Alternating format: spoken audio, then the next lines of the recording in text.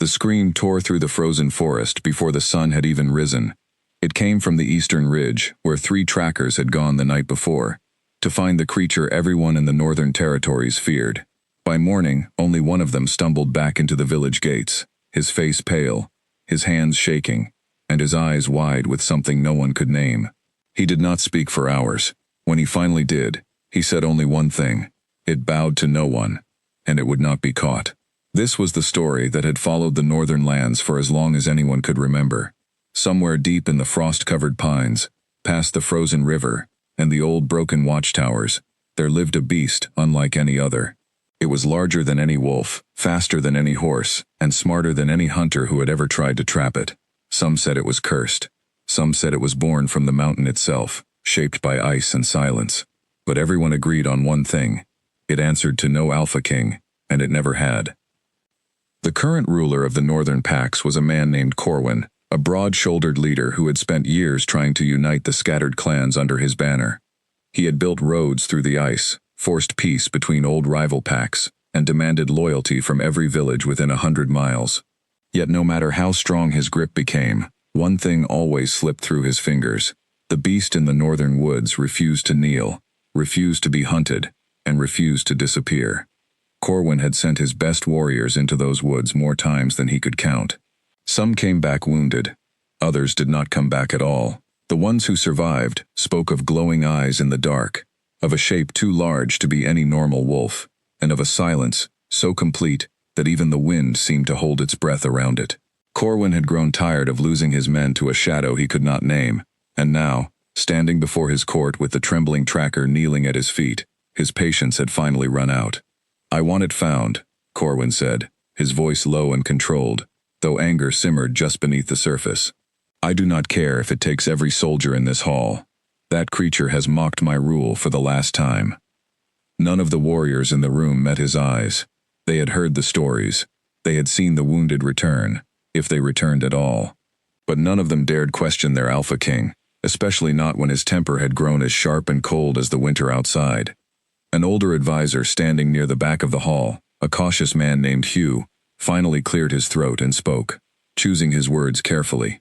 "My lord, perhaps a different approach might serve better than continued force. Every hunting party we have sent has returned diminished, or not at all. Might it be wiser to consider why the creature has never once ventured beyond its own territory to threaten our strongholds directly?"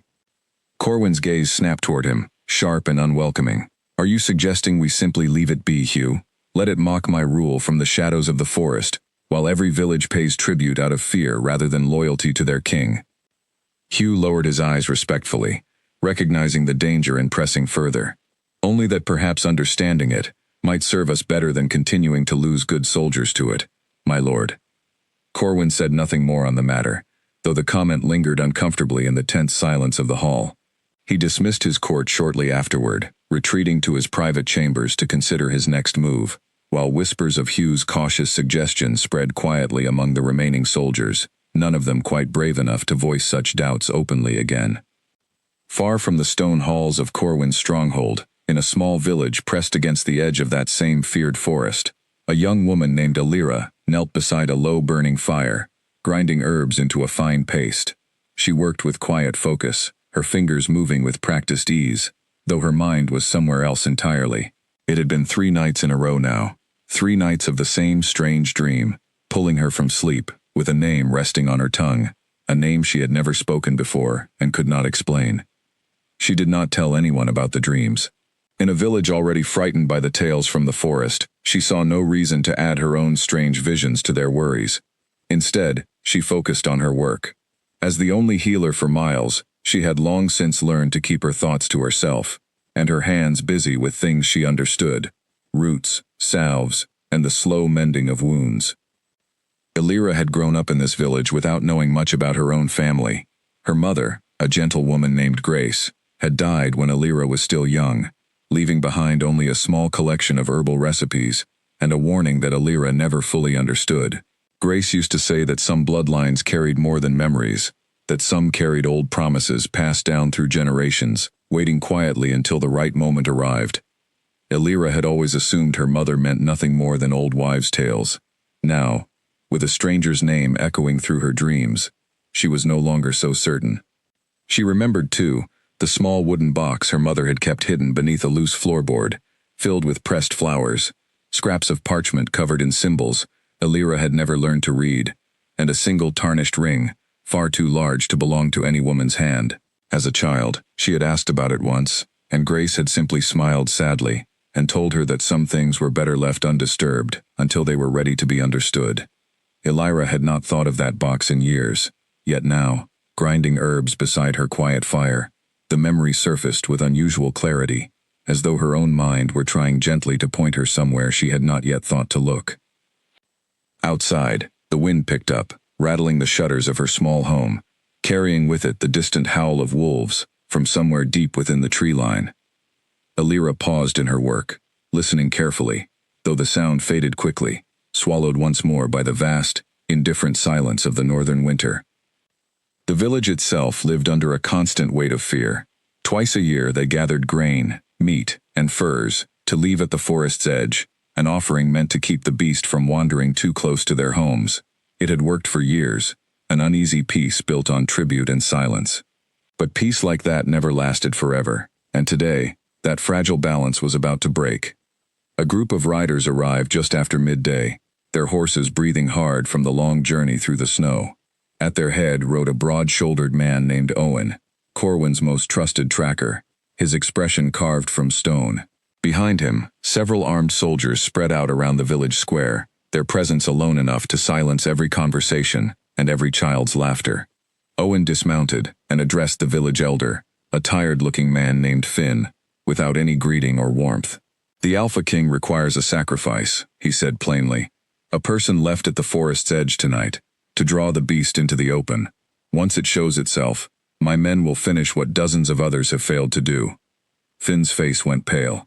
"We have given tribute every season," he said carefully. "We have never given a person." "Times have changed," Owen replied, his tone leaving no room for argument. "Choose someone, or my men will choose for you." A heavy silence fell over the square. Villagers exchanged frightened glances, mothers pulling their children closer, fathers looking away in shame. Then, from the edge of the crowd, a young girl named Lucy was pushed forward by her trembling mother, who begged and pleaded for mercy that clearly would not come. Lucy could not have been older than 16, her eyes wide with terror as Owen's men began to move toward her. Elira, who had been standing near the back of the crowd, felt something inside her snap into motion before she had even finished thinking it through. She stepped forward, placing herself firmly between Lucy and the approaching soldiers. "Take me instead," she said, her voice steady, despite the fear tightening in her chest. Owen studied her for a long moment, his eyes narrowed. "You understand what this means," he said. "You will be tied at the forest's edge until nightfall. If the beast finds you first, there will be nothing left for us to track." "I understand," Elira said, though in truth she barely did. She only knew that she could not stand by and watch a frightened child be dragged into danger while she did nothing. Perhaps it was foolish. Perhaps her knowledge of herbs and healing had given her some misplaced confidence that she could survive where trained warriors could not. Or perhaps, somewhere deep inside, a part of her already sensed that this night would answer questions she had been asking her entire life. By late afternoon, Elira found herself standing at the very edge of the forest, her wrists bound loosely to a wooden post, driven deep into the frozen ground.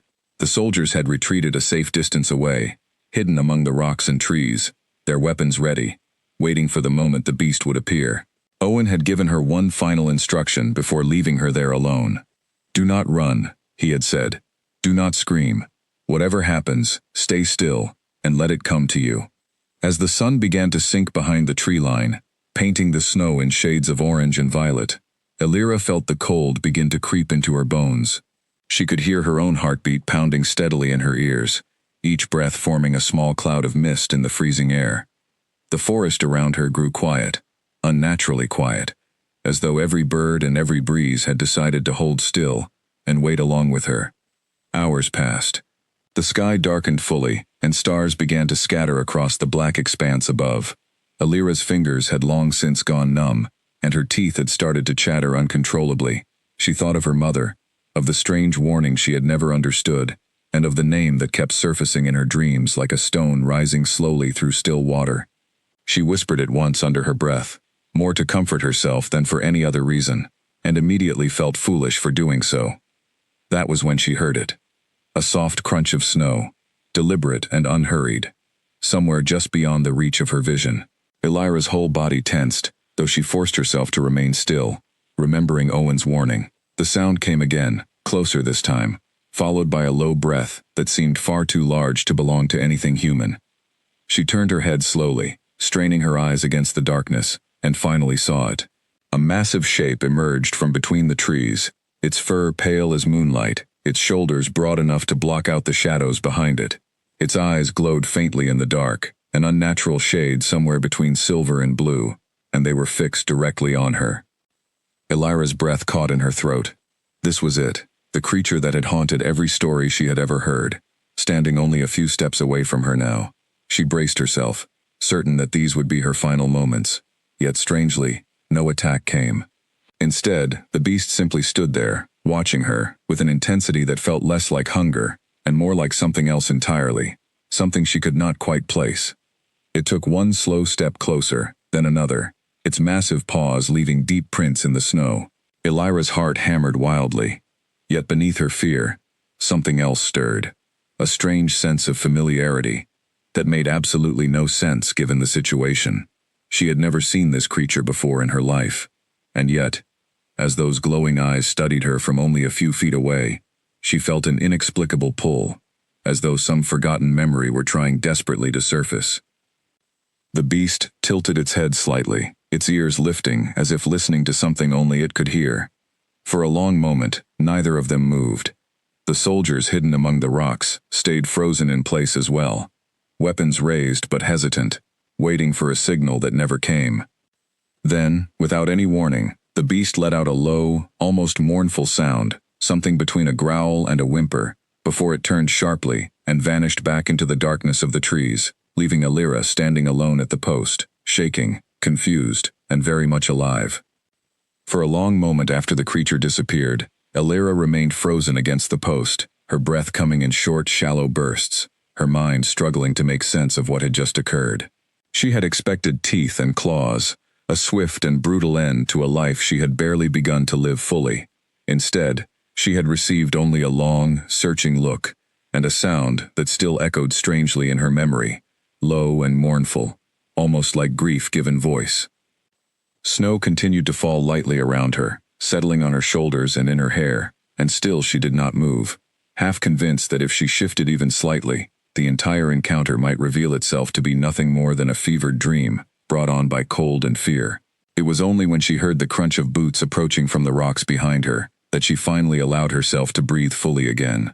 When Owen and his men finally approached, they found her exactly where they had left her, untouched, unharmed, and utterly bewildered. Owen crouched beside her, cutting through the ropes binding her wrists with quick, efficient movements, his eyes scanning the tree line warily, clearly expecting the beast to reappear at any moment. It did not. The forest remained silent, as though it too were holding its breath. "You are certain it did not touch you," Owen said, more statement than question, studying her closely for any sign of injury. "I am certain," Elira replied, her voice hoarse from the cold. "It simply looked at me, and then it was gone." No one could explain what had happened, no one, except perhaps Elira herself, who could not shake the feeling that somehow, impossibly, the beast had recognized her. Word of what happened at the forest's edge spread through the village before the sun had even fully risen the next morning. By the time Elira woke from a few short hours of restless sleep, whispers were already moving from house to house, growing stranger and more exaggerated with every retelling. Some claimed the beast had spoken to her. Others insisted she had used some hidden magic to drive it away. The truth, that the creature had simply looked at her and left without harming her, seemed far too plain for people desperate for an explanation. Lucy arrived at her door not long after sunrise, her eyes still red, rimmed from a night spent crying out of both fear and relief.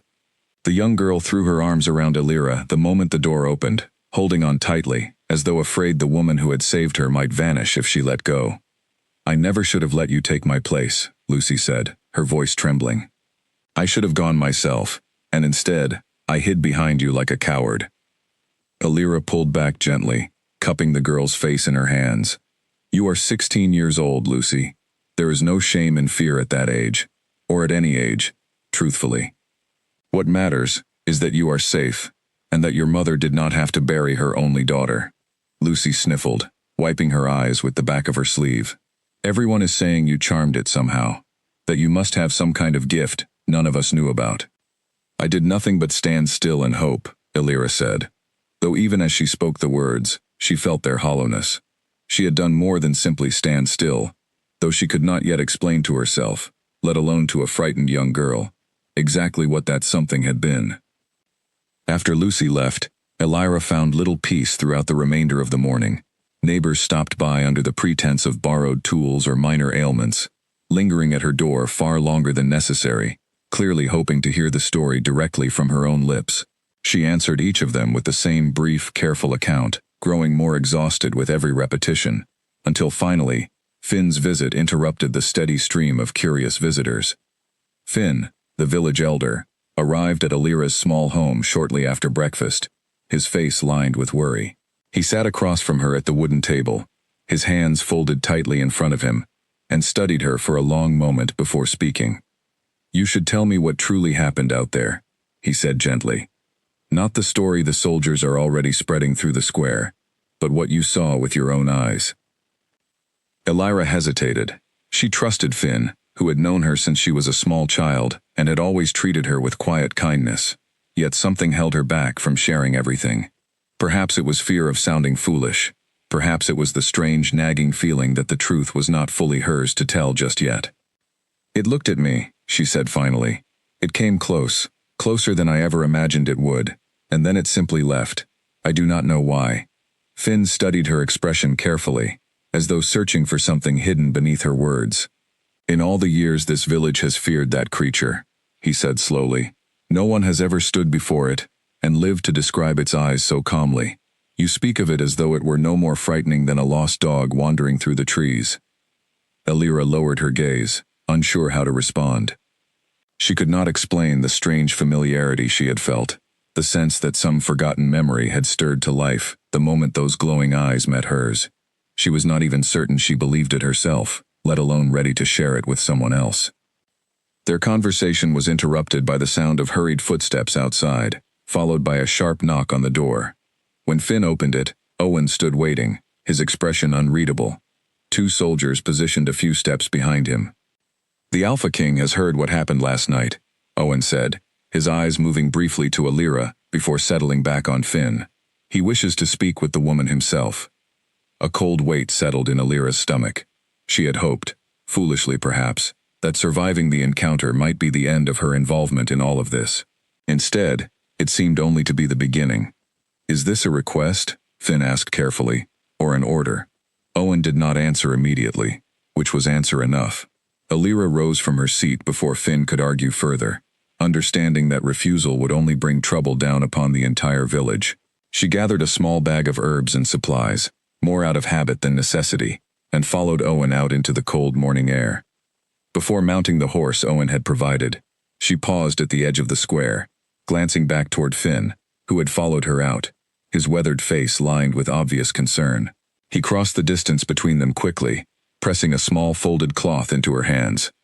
"Bread and a little dried fruit," he said gruffly, clearly uncomfortable with the emotion evident in his voice. "The journey is long, and I doubt the Alpha King's men will think to feed you properly along the way." "Thank you, Finn," Elira said softly, tucking the cloth carefully into her bag. "Whatever this becomes," Finn continued quietly, glancing warily toward Owen and his soldiers, "be careful. Corwin's court is not known for patience toward those he considers strange or inconvenient." Elira nodded, understanding the weight of his warning fully. She had grown up hearing stories of the Alpha King's temper, of villages that had displeased him in far smaller ways than surviving an encounter with his most hated enemy. Still, she saw little choice in the matter now, and so she offered Finn a small, reassuring smile, before finally mounting her horse and falling into line behind Owen's men. The journey to Corwin's stronghold took the better part of 2 days, winding through narrow mountain passes and along the edges of frozen rivers. Elira rode in silence for most of the trip, wrapped tightly in furs against the biting wind, her mind circling endlessly around the events of the previous night. She thought of the beast's eyes, pale and glowing, and the strange sound it had made before disappearing into the trees. Somewhere within that sound, she felt certain, there had been something almost like sorrow. Owen rode close beside her for much of the journey, occasionally glancing her way as though trying to piece together some puzzle he could not quite solve. On the second evening, as they made camp beneath a rocky outcrop, he finally broke the long silence between them. "You are not what I expected," he admitted, staring into the small fire they had built. "Most people who face that creature either run screaming or freeze in terror so complete they cannot even speak afterward. You speak of it almost gently." Illyra wrapped her hands around a cup of warm broth, considering her words carefully before responding. "Perhaps I was simply too frightened to react the way others have," she said. "Or perhaps the stories about it have grown larger and darker with every year that passes, until the creature itself became something far more monstrous in our minds than it truly is." Owen shook his head slowly. "I have seen good men lose their nerve entirely at the mere sound of its breathing in the dark. Whatever you experienced, it was not ordinary." Illyra said nothing further, though his words lingered uncomfortably in her mind, long after the fire had burned low and the camp had fallen silent for the night. They arrived at Corwin's stronghold on the third day, a massive fortress built from dark stone and reinforced with heavy timber, standing at the base of a steep mountain ridge. Banners bearing Corwin's crest hung from every tower, snapping sharply in the wind, and smoke rose steadily from dozens of chimneys scattered across the sprawling grounds. Guards lined the outer walls at regular intervals, their eyes tracking the small traveling party with disciplined attention as they approached the main gate. The sight of it alone was enough to remind Illyra of just how much power rested in the hands of the man she was about to meet, a man who ruled over dozens of packs and villages scattered across the northern territories.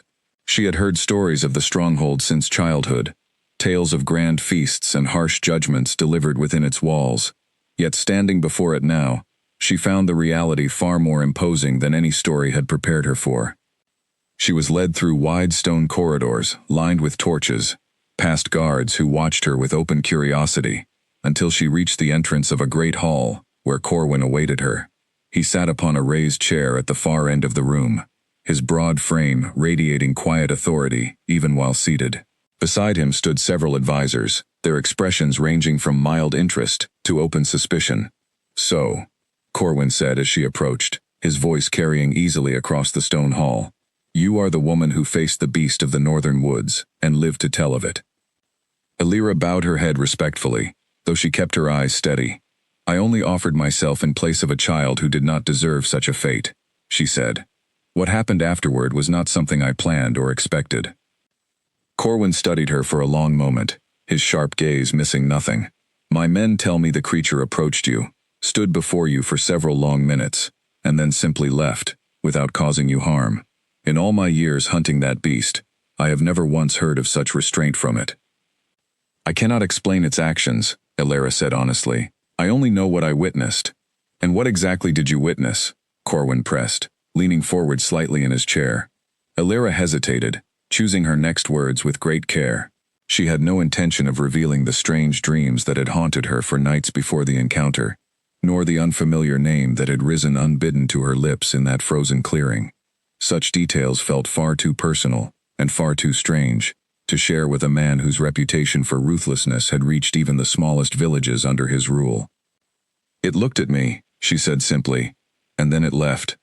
Corwin's eyes narrowed slightly, clearly unsatisfied with such a plain answer, yet he did not press further, at least not in that moment.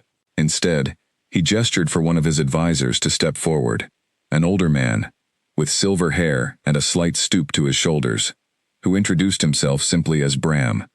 "Perhaps," Corwin said, his tone measured and thoughtful, "our historian might have some insight into why a creature known for showing no mercy would suddenly choose restraint." Bram's sharp eyes settled on Illyra with an intensity that made her distinctly uncomfortable, as though he were studying not just her face, but something deeper, something hidden beneath the surface. For a brief moment, his expression shifted, a flicker of recognition crossing his features, before he carefully composed himself once more. "There are old stories," Bram said slowly, choosing his words with obvious caution. "Tales from long before your reign, my king, that speak of bloodlines tied to old promises and older curses. It is possible, though admittedly rare, that some connections run deeper than mere chance encounters. Corwin's expression darkened slightly at the mention of old stories, though he said nothing further on the matter, at least not in front of the gathered court. Instead, he ordered that Elira be given quarters within the stronghold for the time being, insisting that her unusual encounter warranted further observation before she would be permitted to return home. As she was led away by a quiet servant through the winding stone corridors, Elira could not shake the feeling that something far larger than a simple twist of fate had brought her to this place. The way Bram had looked at her, as though searching for confirmation of some long-buried suspicion, left her with more questions than answers. That night, alone in an unfamiliar room lit only by a single flickering candle, Elira found herself once again drifting into that same strange dream, the frozen clearing, the glowing eyes, and the name resting heavily upon her tongue, clearer now than it had ever been before. When she woke just before dawn, her heart pounding, and her skin damp with sweat, she finally allowed herself to whisper it softly into the empty room. Kale. The word felt strange yet familiar, leaving her lips, as though she had spoken it 1,000 times before, in some life she could no longer clearly remember. Outside her window, the wind howled through the mountain peaks, carrying with it a silence that felt, impossibly, like it was listening. She sat quietly for a long while afterward, watching the candle's small flame flicker steadily against the darkness, her thoughts turning over everything that had happened since Owen's soldiers first arrived in her village. Barely a week had passed, and already her entire world had shifted onto ground she no longer recognized. She thought of her mother's warnings, of the hidden box beneath the floorboard, and of Bram's careful, searching gaze during their brief exchange in the great hall.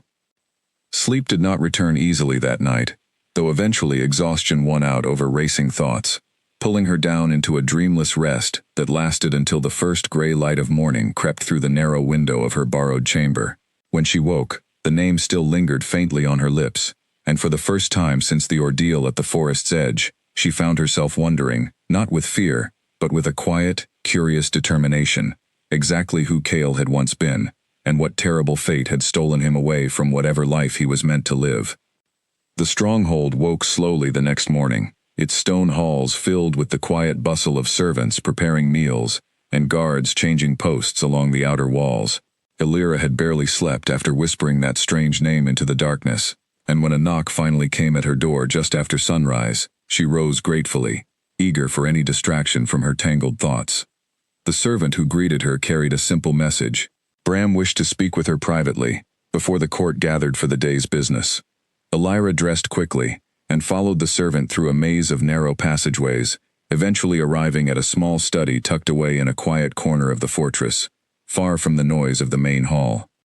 Bram sat behind a heavy wooden desk, cluttered with old scrolls and worn leather books, his silver hair catching the pale morning light filtering through a narrow window. He gestured for her to sit across from him, waiting until the servant had closed the door behind her before speaking. "I imagine you did not sleep well," he said, studying her closely. "Dreams have a way of growing louder once we begin paying attention to them." Elira stiffened slightly, unsure how much this man already suspected. "I do not understand what you mean," she said carefully. Bram allowed a faint, knowing smile to cross his weathered face. "Forgive an old man his instincts," he said. "I have spent most of my life studying the history of this land, including stories that most people have long since forgotten, or chosen to forget. When I saw your face yesterday in the Great Hall, something about it struck me as familiar, though I could not immediately place why." He rose from his chair and moved toward a shelf lined with aging books, selecting one bound in cracked brown leather. He set it carefully on the desk between them, opening it to a page marked with a faded ribbon.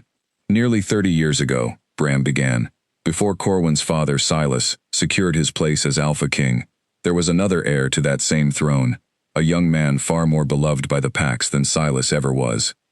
His name was rarely spoken after certain events took place, but those who remember him still whisper it in quiet corners, much the way you whispered something last night." Elira's breath caught slightly, though she said nothing, waiting for him to continue. "Silas feared this young man's popularity among the northern clans," Bram went on. "Rather than risk a challenge to his own claim, he turned to an old and dangerous practice, one long since forbidden even in those days. He sought out a curse, one designed not simply to weaken his rival, but to strip him entirely of his humanity, trapping him in a form neither fully beast nor man, banished from every pack that might have once called him kin. Bram's gaze drifted briefly toward the narrow window, as though looking back across the years, toward a memory only he still carried clearly. "I remember him as a boy," he said softly, quick to laugh, quicker still to defend anyone smaller or weaker than himself. The packs adored him long before he came of age, and Silas, who had never possessed even a fraction of his nephew's natural warmth, grew to resent that adoration more with every passing season. "What became of his parents?"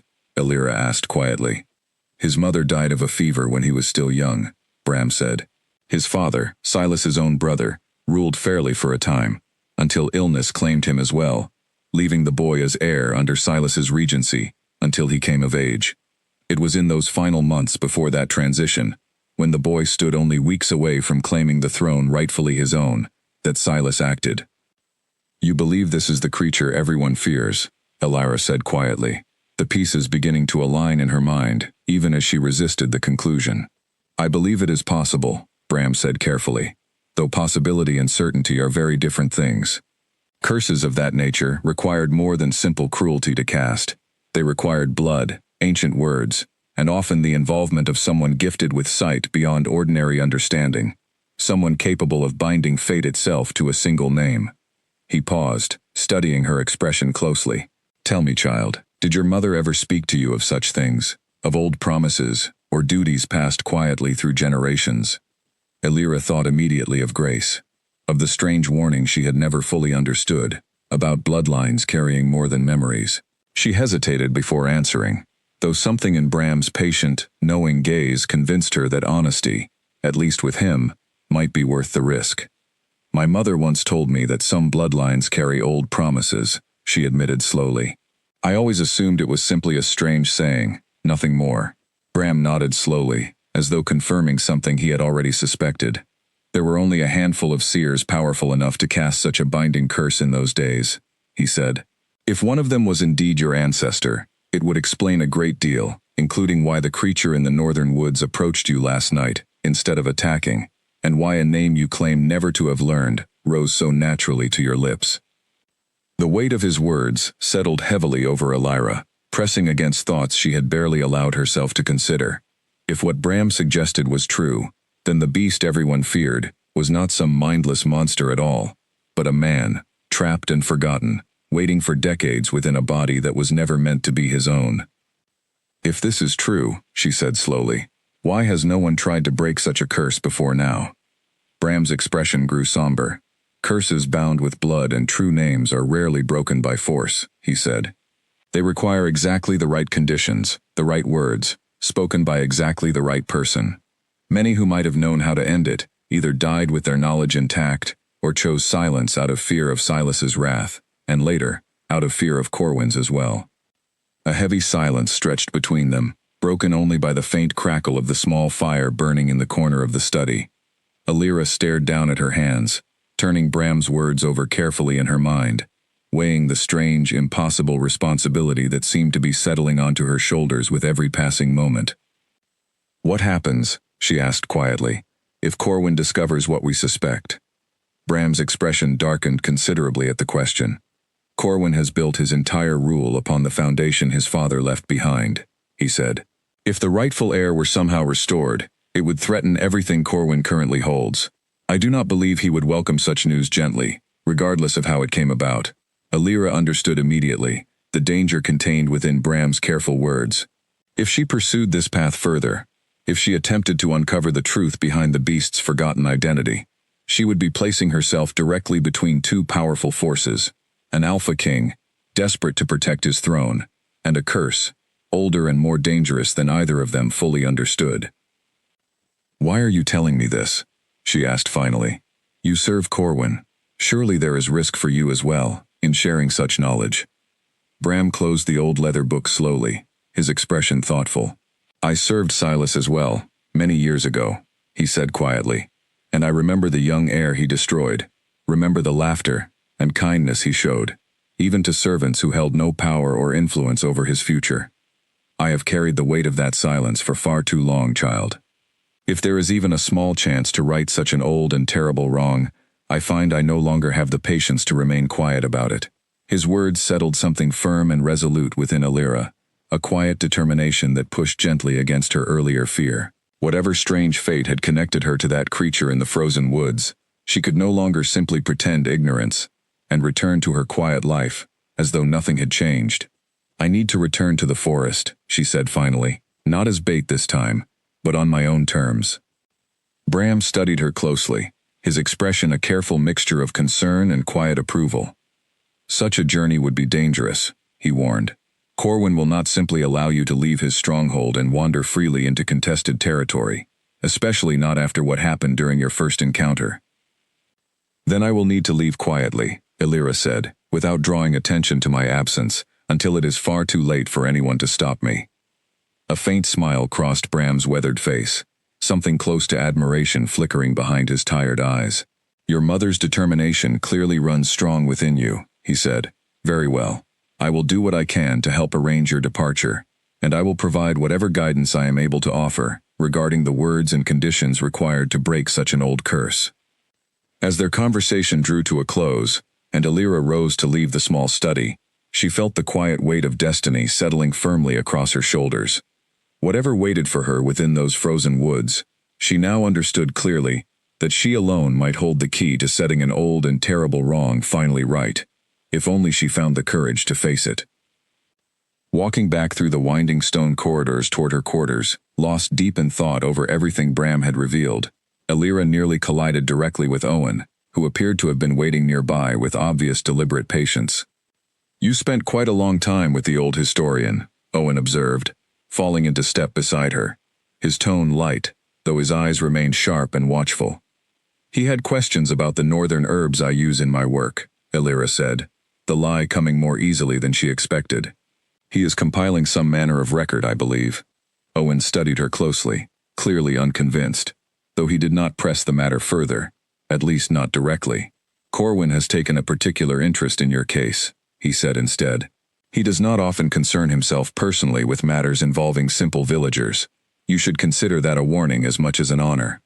I will keep that in mind, Illyra replied evenly, forcing her expression to remain calm despite the unease coiling steadily in her stomach.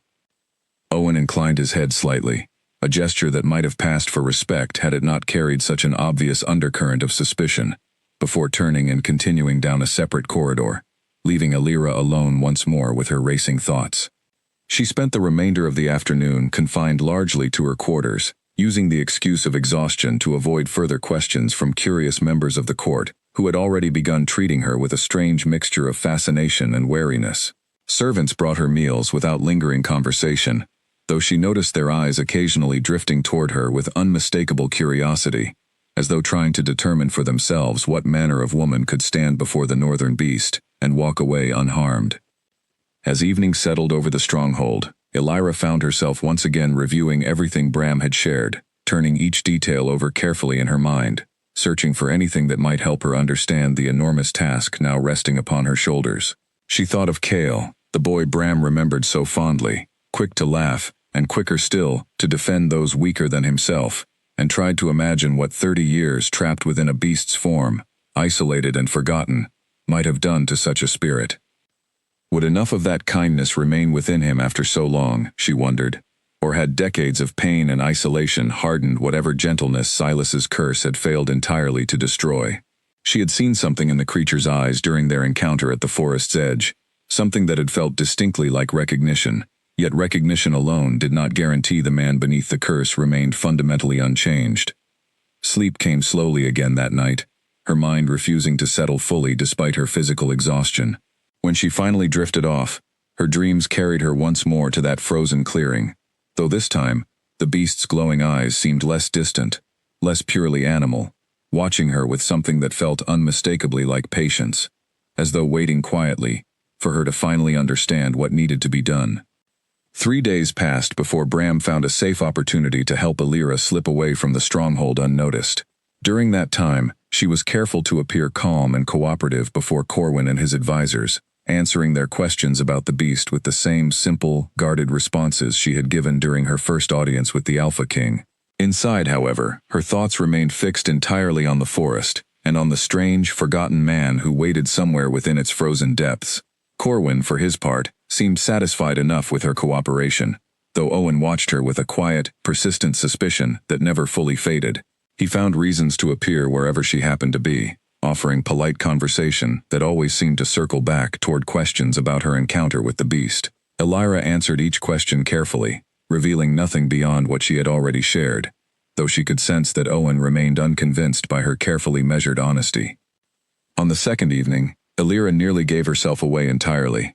She had slipped quietly toward Bram's study after the evening meal, hoping to gather any final details he might have uncovered, only to find Owen already waiting near the corridor's entrance, arms crossed, clearly having anticipated her visit. "You seek him out often," Owen observed, his tone deceptively casual, for a woman claiming only passing curiosity about old herbal remedies. Elira forced herself to remain calm, drawing on the same steady composure that had carried her through her first audience with Corwin. "Bram has proven a pleasant companion during an otherwise difficult stay," she said simply. "Is there some rule against friendship within these walls?" Owen studied her for a long moment, clearly unconvinced, though he stepped aside regardless, allowing her to pass.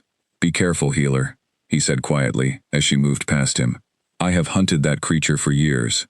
I know better than most how easily it can make a person believe things that are not entirely true."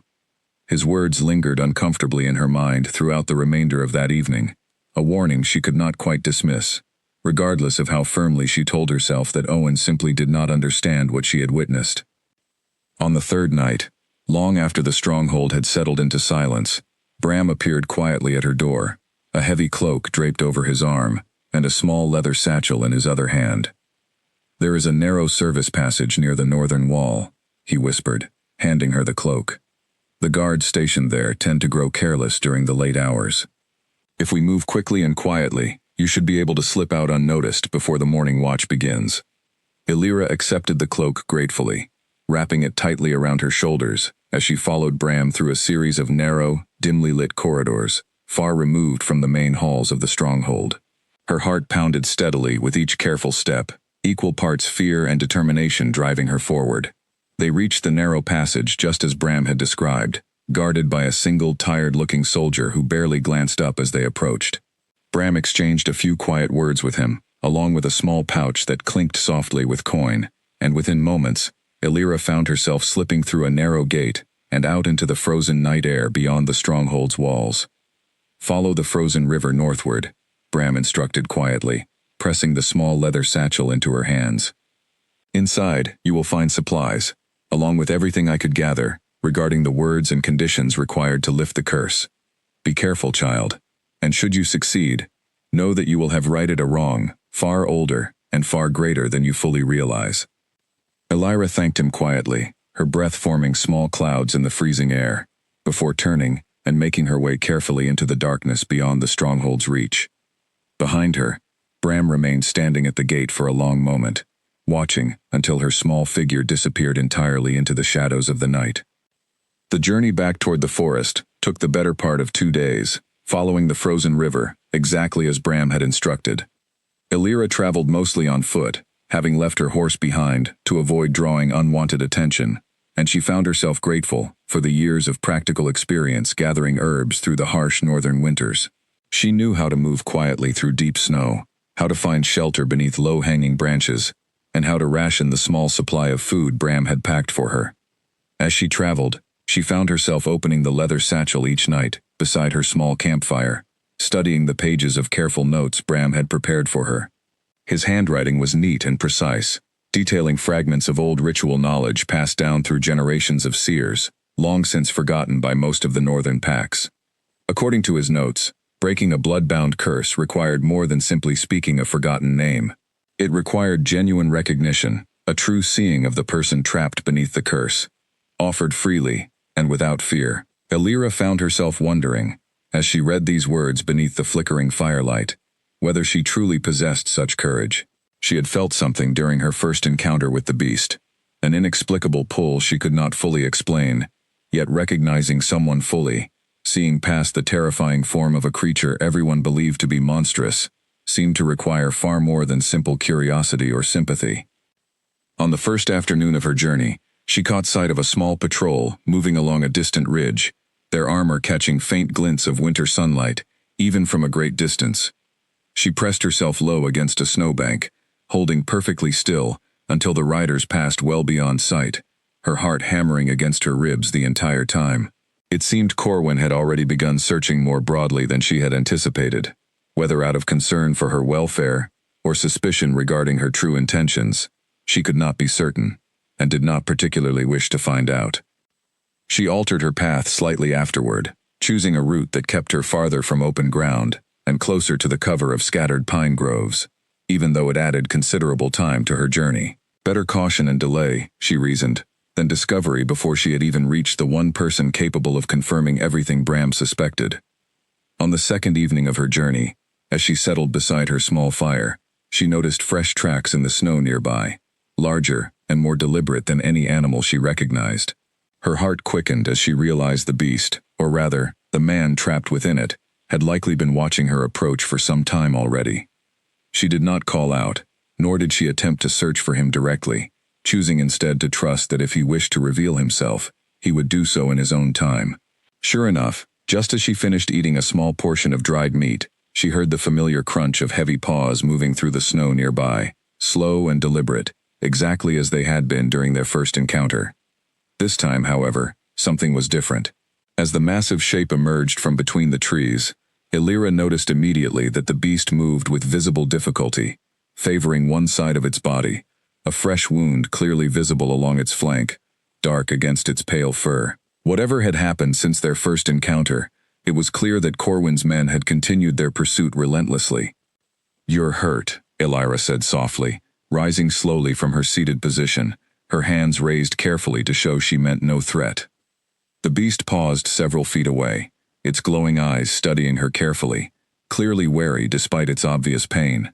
Illyra moved slowly toward her small satchel, retrieving a bundle of herbs she always carried for emergencies, before kneeling carefully in the snow, well within reach of the injured creature. "I want to help you," she said gently. "Please, let me try."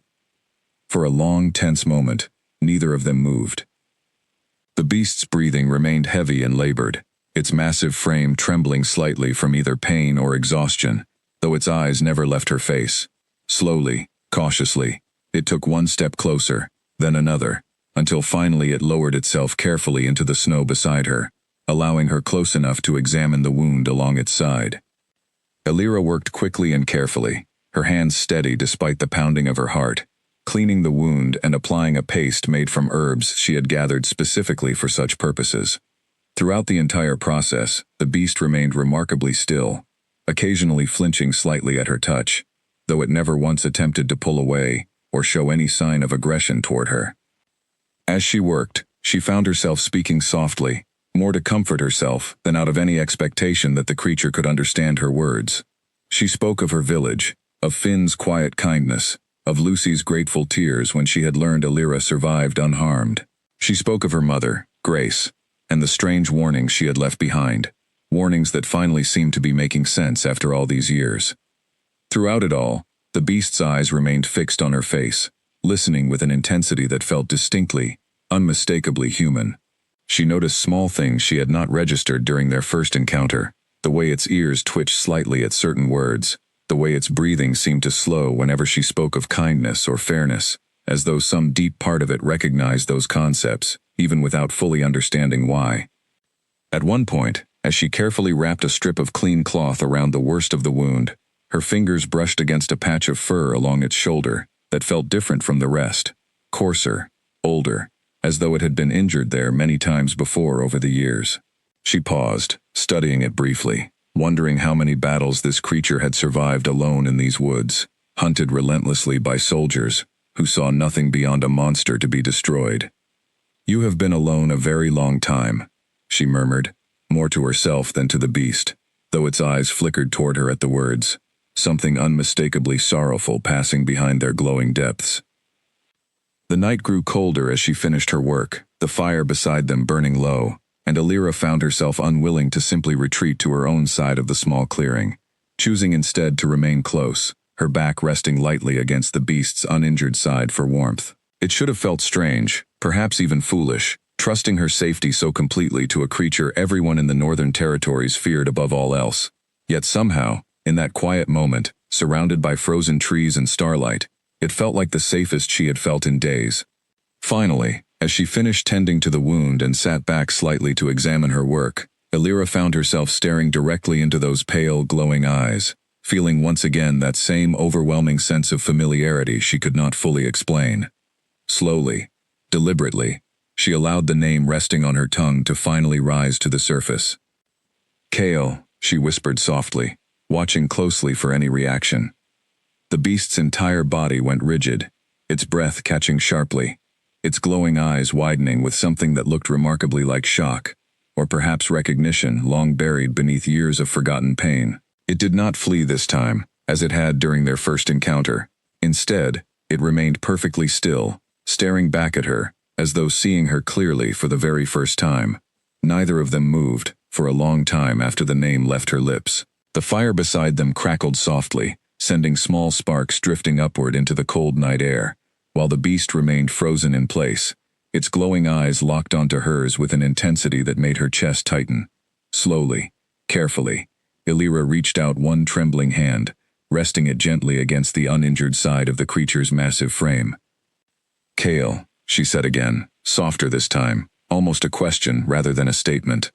A low sound rumbled from deep within its chest, not quite a growl, yet not entirely gentle either. Something caught uncertainly between pain and disbelief. The beast lowered its head slightly, pressing it carefully against her outstretched palm, as though trying desperately to hold on to whatever fragile connection her words had somehow created.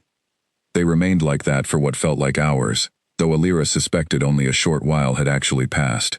Eventually, exhaustion from her long journey and the emotional weight of the encounter caught up with her, and she found herself drifting into an uneasy sleep beside the dying fire, the massive form of the beast curled protectively nearby, its breathing slow and steady beside her. When she woke the following morning, stiff and cold despite the thick furs Bram had packed for her, she found the beast still resting close by, watching her with quiet patience. Its wound appeared slightly improved overnight, though clearly still far from fully healed. Elira spent the morning carefully changing the dressing, speaking softly throughout the process, sharing small details about her life, her mother's herbal recipes, and the quiet, simple routines of her village. She found herself studying its face more closely as she worked, searching for any lingering trace of the man Bram had described, quick to laugh, quicker to defend the weak. It was difficult, she admitted to herself, to see anything human in the sharp lines of its jaw or the size of its powerful frame, yet its eyes told a different story entirely. They watched her with a patience and warmth that no ordinary predator could ever possess, following her every movement not with hunger, but with something closer to quiet gratitude. "I wonder what you looked like," she said softly, mostly to herself, tying off the final knot in the fresh dressing. "Before all of this, Bram says you laughed easily. I find that difficult to picture, watching you now, though perhaps that simply speaks to how much has been stolen from you."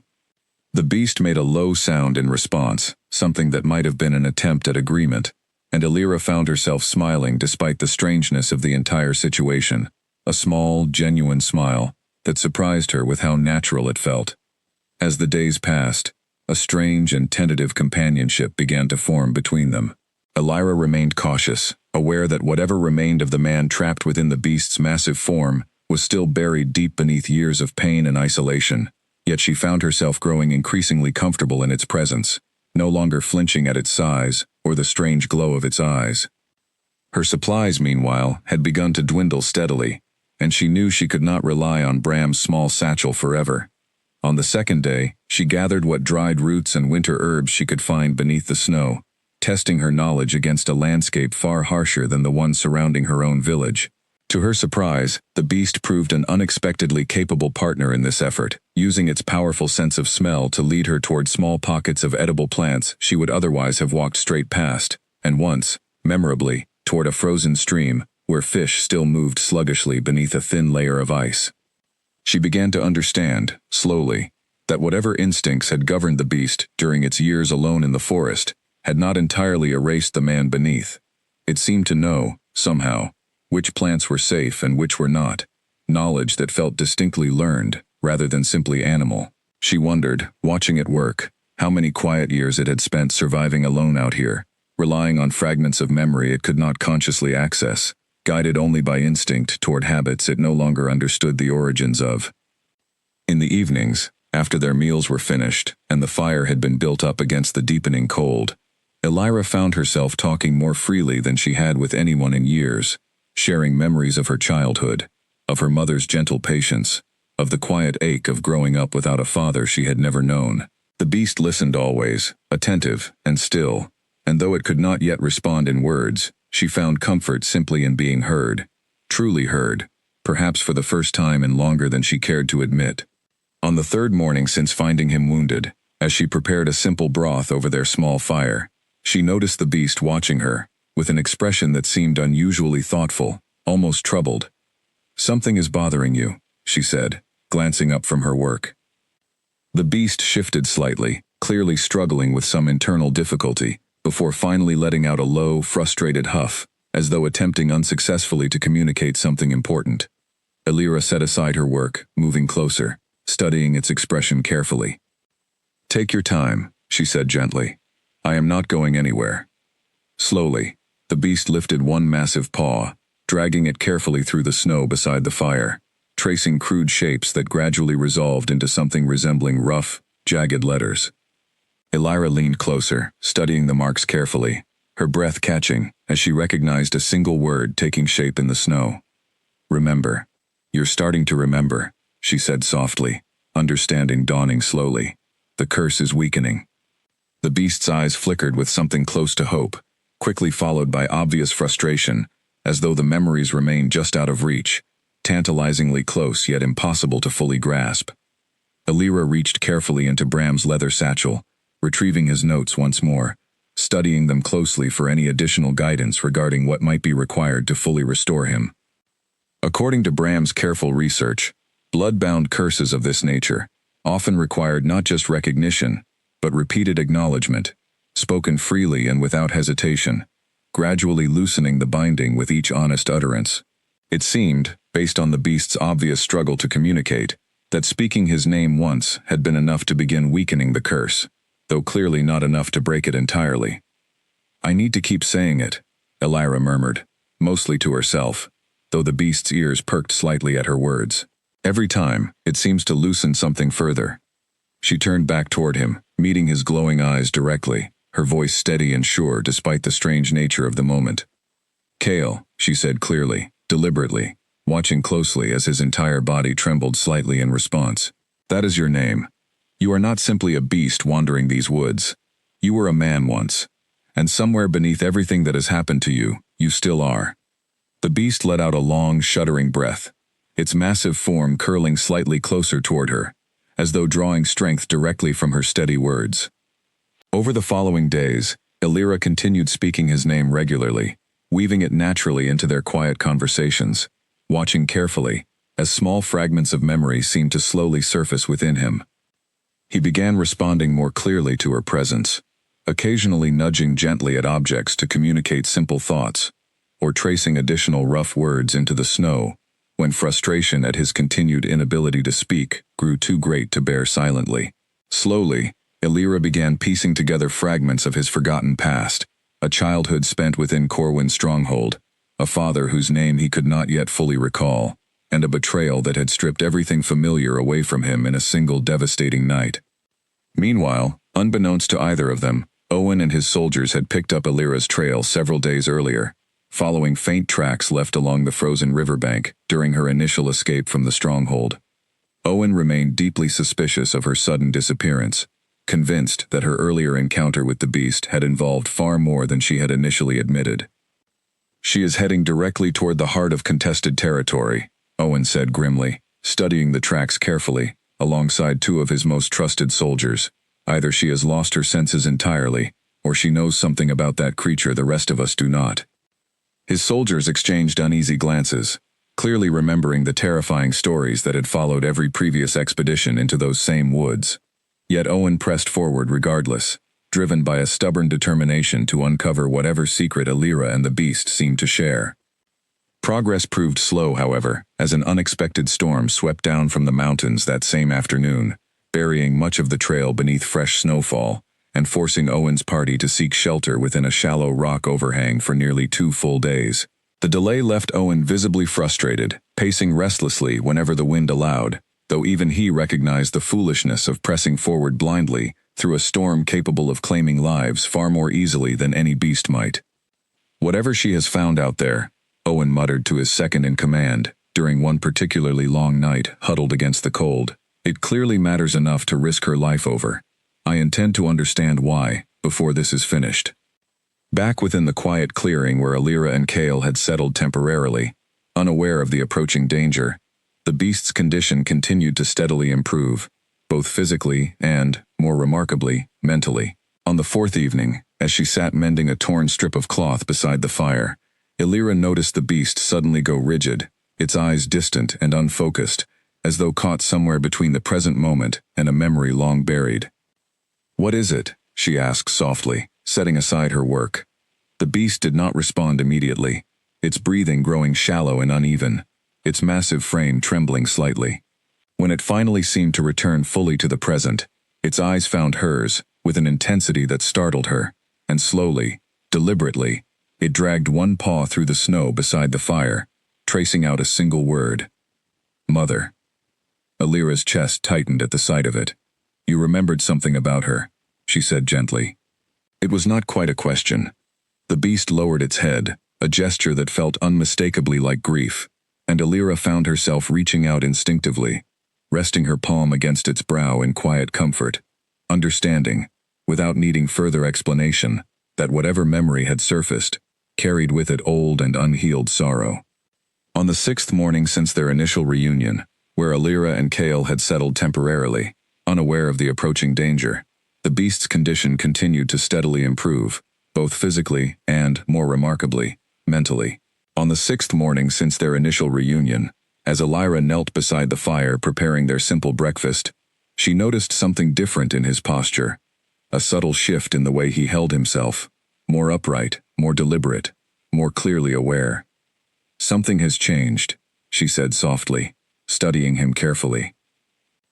The beast met her gaze steadily, and for the first time since their reunion, something resembling genuine clarity shone clearly behind his glowing eyes. He lowered his massive head slowly, deliberately, until his forehead rested gently against her own, a gesture that felt unmistakably intimate despite his current form. "Alira," he said softly. The word emerged rough and strained, barely more than a whisper, yet unmistakably clear, unmistakably human. Alira's breath caught sharply in her throat, tears springing unexpectedly to her eyes, as she realized, with overwhelming certainty, that the curse binding him was finally, truly, beginning to break. Hearing her own name spoken aloud after days of silence struck Alira with a force she had not expected. She pulled back slightly, studying his face, searching for further signs of the transformation Bram's notes had promised would eventually come. The beast, or rather Kale, remained still, breathing heavily, his glowing eyes fixed steadily on hers. "Say it again," she urged gently. "Whatever comes to mind, let it come." Kale's massive frame trembled, and he let out a low, pained sound, clearly straining against years of buried memory and forgotten identity. Alira watched, her own heart pounding with a mixture of hope and fear, uncertain whether what she was witnessing was the beginning of healing, or something far more dangerous, a body and mind being pulled apart after decades spent settled into an unnatural shape. She had no way to know for certain, and no one to ask, only Bram's careful notes and her own uncertain instincts to guide her through whatever came next. Slowly, painfully, fragmented words began emerging from him, rough and broken at first, gradually growing steadier with each attempt. "Cold," he managed finally, his voice hoarse from disuse. "So cold, for so long." Alira reached out immediately, resting her hand gently against the side of his face, offering what comfort she could. "You're safe now," she said softly.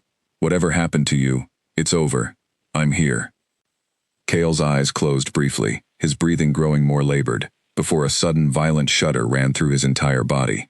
Alira instinctively stepped back, watching in stunned silence as his massive form began to shift and contort, bones cracking audibly beneath fur that seemed to recede rapidly before her eyes. The transformation appeared agonizing, drawing pained sounds from him that made her chest ache with helpless sympathy. Yet she understood instinctively that this was necessary, the final stage of a curse finally breaking apart after decades of cruel imprisonment. Within moments, where the massive beast had once knelt, a man now lay curled tightly in the snow, his bare skin exposed to the freezing air, his dark hair damp with sweat despite the bitter cold surrounding them. Elira moved quickly, wrapping her own thick cloak around his trembling shoulders, kneeling beside him as his eyes fluttered open, revealing the same pale, striking color they had held even in his beast form. "KL," she said softly, steadying him as he struggled weakly to sit upright. He stared at his own hands for a long moment, flexing his fingers slowly, as though relearning an ability long forgotten. He turned them over slowly in the firelight, studying the shape of his own palms, the length of his fingers, as though greeting an old friend he had feared he might never see again. When he finally looked up at her, his expression carried an overwhelming mixture of confusion, grief, and cautious relief. "I remember hands," he said quietly, his voice still rough and unfamiliar. "I remember holding a sword, and before that, holding my mother's hand as a boy. I had forgotten I ever had hands at all." Elira watched him carefully, unsure how much comfort her presence could truly offer in the face of such an overwhelming return. "Take your time," she said softly. "There is no need to remember everything at once." "How long?" he asked hoarsely, his voice raw and unfamiliar even to himself. "How long has it been?" "Nearly 30 years, Elira said gently, watching as the weight of those words settled heavily across his features. Cale closed his eyes briefly, clearly struggling against the flood of memories now returning rapidly. Memories of a life stolen from him, of a betrayal, orchestrated by someone he had once trusted completely. When he opened his eyes again, something hardened behind his gaze, grief slowly giving way to quiet, controlled anger. "Silas," he said finally, the name emerging bitter and sharp. "My own uncle. He feared the Pax would choose me over his son, so he sought out old magic, dangerous magic, meant to strip me entirely of everything I once was." Elira listened quietly, allowing him space to continue, understanding instinctively that these memories, however painful, needed to surface fully if he hoped to reclaim any semblance of his former life. "I remember the night clearly now," Cale continued, his voice growing steadier with each word. "A seer arrived at the stronghold under cover of darkness, summoned secretly by Silas. She was young, younger than I expected someone with such power to be, and she trembled the entire time she stood before me, as though she already knew the cruelty of what she had been forced to do." He paused, his gaze distant, clearly reliving the memory as he spoke. Silas stood behind her the whole time, his hand resting on her shoulder, though I understood even then, it was not a gesture of comfort, it was a warning. She had no choice in the matter, I am certain of that now, looking back with clearer eyes than I possessed that night. "What do you remember of the words themselves?" Elira asked gently. "Fragments only," Cale admitted. "A name, spoken and then unspoken.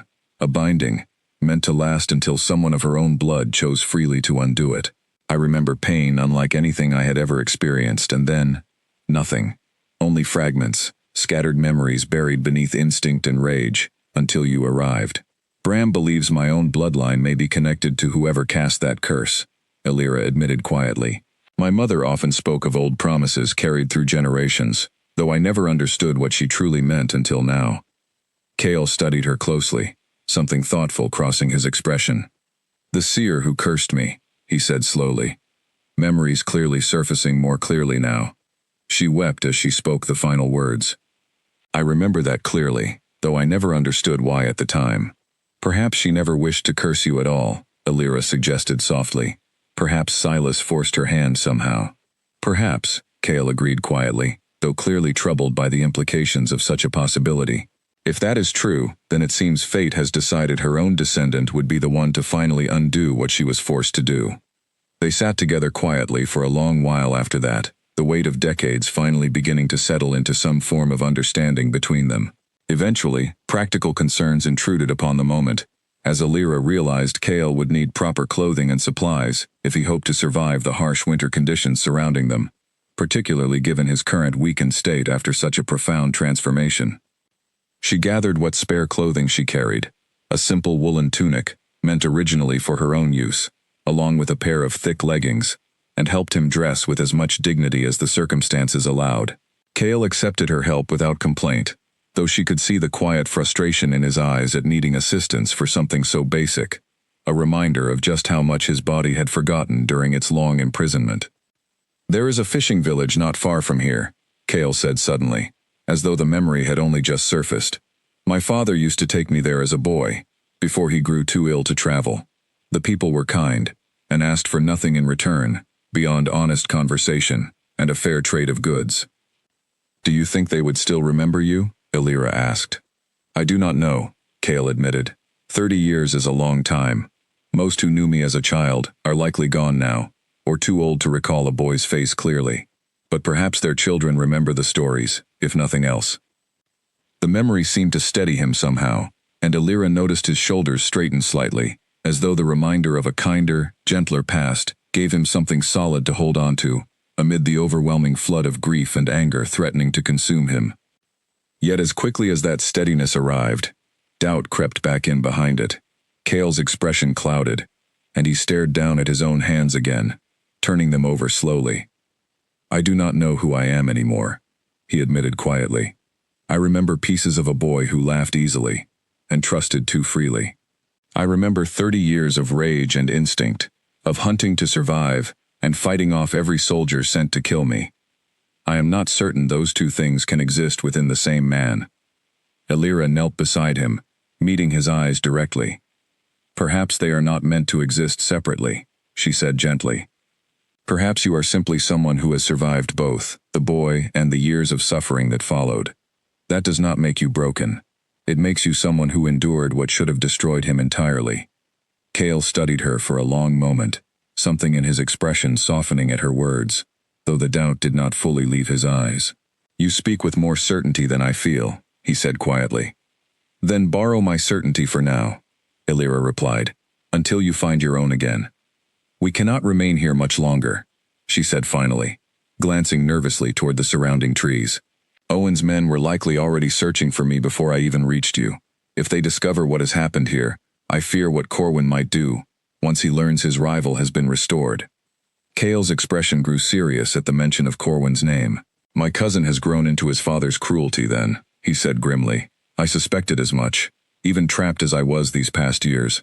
The stories that reached me, filtered through instinct and rage, always carried whispers of a leader who ruled through fear rather than respect." "We need to move quickly," Illyra urged, already gathering their meager supplies. "Bram may be able to help us further, but only if we reach him before Corwin discovers the truth." Cale nodded slowly, struggling to rise, despite his obvious exhaustion, determination clearly overriding his physical weakness. As they began making their way carefully through the deep snow, moving as quickly as his weakened condition allowed, neither of them noticed the careful, distant tracks left by Owen's search party, drawing steadily closer with each passing hour. Unbeknownst to them both, Owen had already discovered the abandoned campsite they left behind that morning, along with unmistakable evidence of exactly what had taken place there. Kneeling beside the scattered ashes of their small fire, he studied the strange markings left in the snow nearby, along with tracks that shifted unmistakably from massive paw prints into the bare footprints of a grown man. "Impossible," he murmured to himself, though the evidence before him left little room for doubt. He crouched lower, examining the footprints more closely, noting their size and the confident, even stride they carried. Nothing like the uncertain shuffle of a man newly returned to his own body after decades of absence. Whatever strength remained within this restored air, it seemed his spirit at least had not been entirely broken by his long imprisonment. One of his soldiers, a younger man named Reese, who had joined Owen's ranks only the previous year, stared at the tracks with open disbelief. "You truly believe the beast has become a man again, sir, after everything we have hunted these past years?"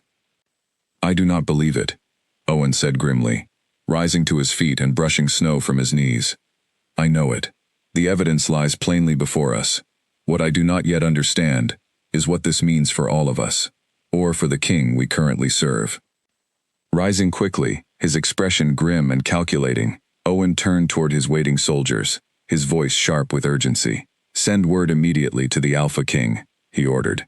Tell him the beast of the northern woods is no longer a beast at all, and that we have found the true heir he believed long dead."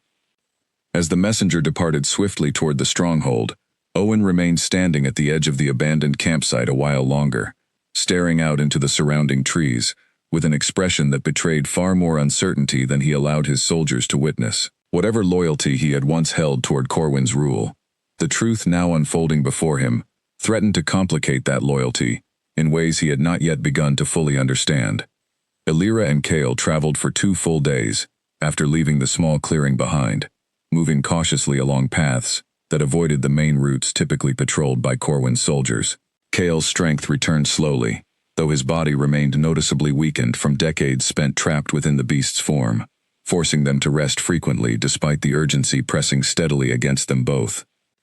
By the second evening, exhausted and cold, they arrived at a small abandoned hunting cabin, nestled deep within a hidden ravine, a place Elira remembered from childhood trips gathering rare herbs alongside her mother. The cabin's timber walls had weathered decades of harsh winters, yet remained sturdy enough to offer some shelter from the biting wind outside. "We can rest here tonight," Elira said, pushing open the heavy wooden door, relieved to find the interior mostly dry despite years of neglect. "It isn't much, but it will keep us hidden until we decide our next steps carefully." Kale nodded gratefully, lowering himself carefully onto a worn wooden bench near an old stone hearth, watching as Elira quickly gathered kindling to build a small fire. As warmth slowly filled the small space, he studied her closely, his expression thoughtful. "You risked everything to help me," he said quietly.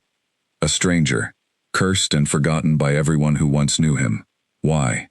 Elira paused, considering her answer carefully before responding. "At first, I did not fully understand why," she admitted. "The dreams, the name, none of it made any logical sense. But once I began learning the truth, I realized I could not simply turn away from such an obvious wrong, regardless of the danger involved." Kale studied her expression for a long moment, something warm and grateful softening his features.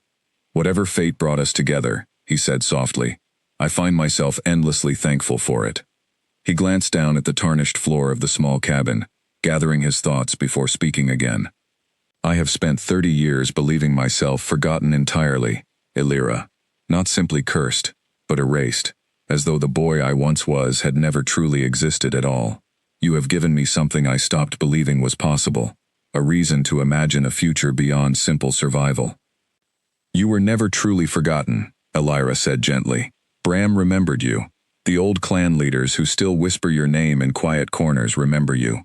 Even the wind through these mountains seemed to carry some memory of you, waiting patiently for the right moment to bring you home again." Kale reached out slowly, resting his hand over hers where it rested on the worn wooden bench between them. "Then let us hope the wind was right to wait," he said quietly, "and that whatever comes next proves worthy of 30 years of patience." Their quiet moment was interrupted by the distant sound of approaching riders, faint yet unmistakable, even through the thick cabin walls. Elira's heart lurched sharply, and she rose quickly, moving toward the small window to peer cautiously outside. "Torches," she whispered urgently, "several of them, moving quickly along the ridge above us." Kale rose as well, moving stiffly toward the window despite his obvious exhaustion, his expression hardening as he studied the distant lights. "They must have followed our trail from the clearing," he said grimly. "We cannot remain here much longer." "Where can we go that Corwin's men will not think to search?" Elira asked, already gathering their few remaining supplies. Kale considered the question carefully, memories slowly resurfacing as he thought through the geography of his childhood, knowledge buried for decades beneath the curse's heavy weight. "There is an old shrine," he said finally, "hidden deep within the eastern caves, sacred to the Pax long before Silas or Corwin ever claimed power. Few outside the oldest clans even remember its existence anymore." "Can you find it again, after all this time?" Elira asked, doubt clear in her voice despite her efforts to remain calm. "I believe so," Kale said, though uncertainty flickered briefly behind his steady gaze. "It is our best chance at finding safety, at least until we can gather enough support to challenge Corwin directly." They left the small cabin quickly, moving carefully through the darkness to avoid detection. Following a narrow path Kale seemed to recall instinctively, despite his long imprisonment. The journey proved difficult, testing the limits of Cale's returning strength. Yet his determination remained unwavering, driven by decades of buried anger, finally given purpose and direction. More than once, Cale stumbled against the uneven ground, his legs still unaccustomed to bearing his full weight after so many years spent moving on 4 limbs rather than 2. Elira steadied him each time, offering quiet encouragement, and gradually his steps grew surer, his balance more natural, as though his body were slowly remembering what it had once known so easily. "How much farther?" Elira asked quietly during a brief pause to catch their breath, glancing nervously back toward the distant torchlight still visible along the ridge behind them. "Not far now," Cale answered, studying the surrounding landscape carefully. "I remember a stand of twisted pines marking the entrance to the eastern passage. If my memory serves correctly, we should reach it before the soldiers manage to close the distance between us." They pressed onward through the bitter cold, the sound of distant hoofbeats occasionally carrying faintly on the wind behind them, a constant reminder of exactly how little time remained before Corwin's forces caught up entirely. Meanwhile, word of Owen's discovery had already reached Corwin's stronghold, delivered by an exhausted messenger who arrived just before midnight, breathless from his urgent journey. The young rider had pushed his horse to its absolute limit across the frozen terrain, understanding fully the weight of the news he carried, news capable of shaking the very foundation of the Northern Territories. Corwin received the news within the privacy of his personal chambers, his expression darkening steadily, as the messenger relayed every detail Owen had gathered from the abandoned campsite. "The curse has broken," Corwin repeated slowly, disbelief evident in his voice, despite the clear evidence presented before him. "After 30 years, it has simply broken, and my cousin walks free once more." The messenger remained respectfully silent, clearly uncertain how to respond to his king's obvious distress. Corwin dismissed him quickly, needing solitude to process the sudden, unwelcome shift in circumstances threatening everything he had spent years carefully building. Alone within his chambers, Corwin paced slowly, his thoughts racing through every possible consequence of Cale's unexpected return. If the northern clans learned the truth, that their beloved former heir still lived, restored after decades of unjust suffering, Corwin understood clearly that his own claim to leadership would crumble almost instantly beneath the weight of long-buried resentment and renewed loyalty toward Cale. Hugh, the cautious advisor who had spoken carefully during the earlier gathering of the court, arrived shortly afterward, summoned by a servant who had overheard Corwin's agitated pacing through the chamber door. He entered quietly, bowing respectfully before addressing his king with obvious care. "My lord," Hugh said carefully, "if the reports prove accurate, this changes everything. The clans have long harbored quiet resentment over how your father secured the throne. If Cale returns, claiming rightful succession, many will follow him without hesitation, regardless of the years that have passed." "I am aware of the danger, Hugh," Corwin snapped, his composure fraying visibly. "What I require now are solutions, not simply a recitation of problems I already understand fully." Hugh hesitated before continuing. "Perhaps negotiation might serve better than open conflict, my lord. A divided throne or some manner of compromise might preserve more of your position than an outright war against a cousin the clans already remember fondly." Corwin's expression darkened further at the suggestion. "I did not spend years unifying these territories, only to share power with a man I have never even met, cursed or otherwise," he said sharply. "Gather every soldier we can spare. I intend to end this threat before it can take root among the clans." Hugh bowed silently, recognizing the futility of further argument, and withdrew to carry out his king's orders, though doubt lingered heavily in his expression as he departed the chamber. He summoned Owen back to the stronghold immediately, along with every soldier currently available, determined to eliminate the threat before word could spread any further among the scattered packs. Yet even as he issued these urgent commands, a nagging uncertainty lingered stubbornly at the edges of his resolve, a faint memory of childhood admiration for the cousin his own father had so cruelly destroyed. Bram, watching quietly from the shadows of the great hall, as Corwin issued his frantic orders, felt a heavy mixture of hope and dread settle within his chest.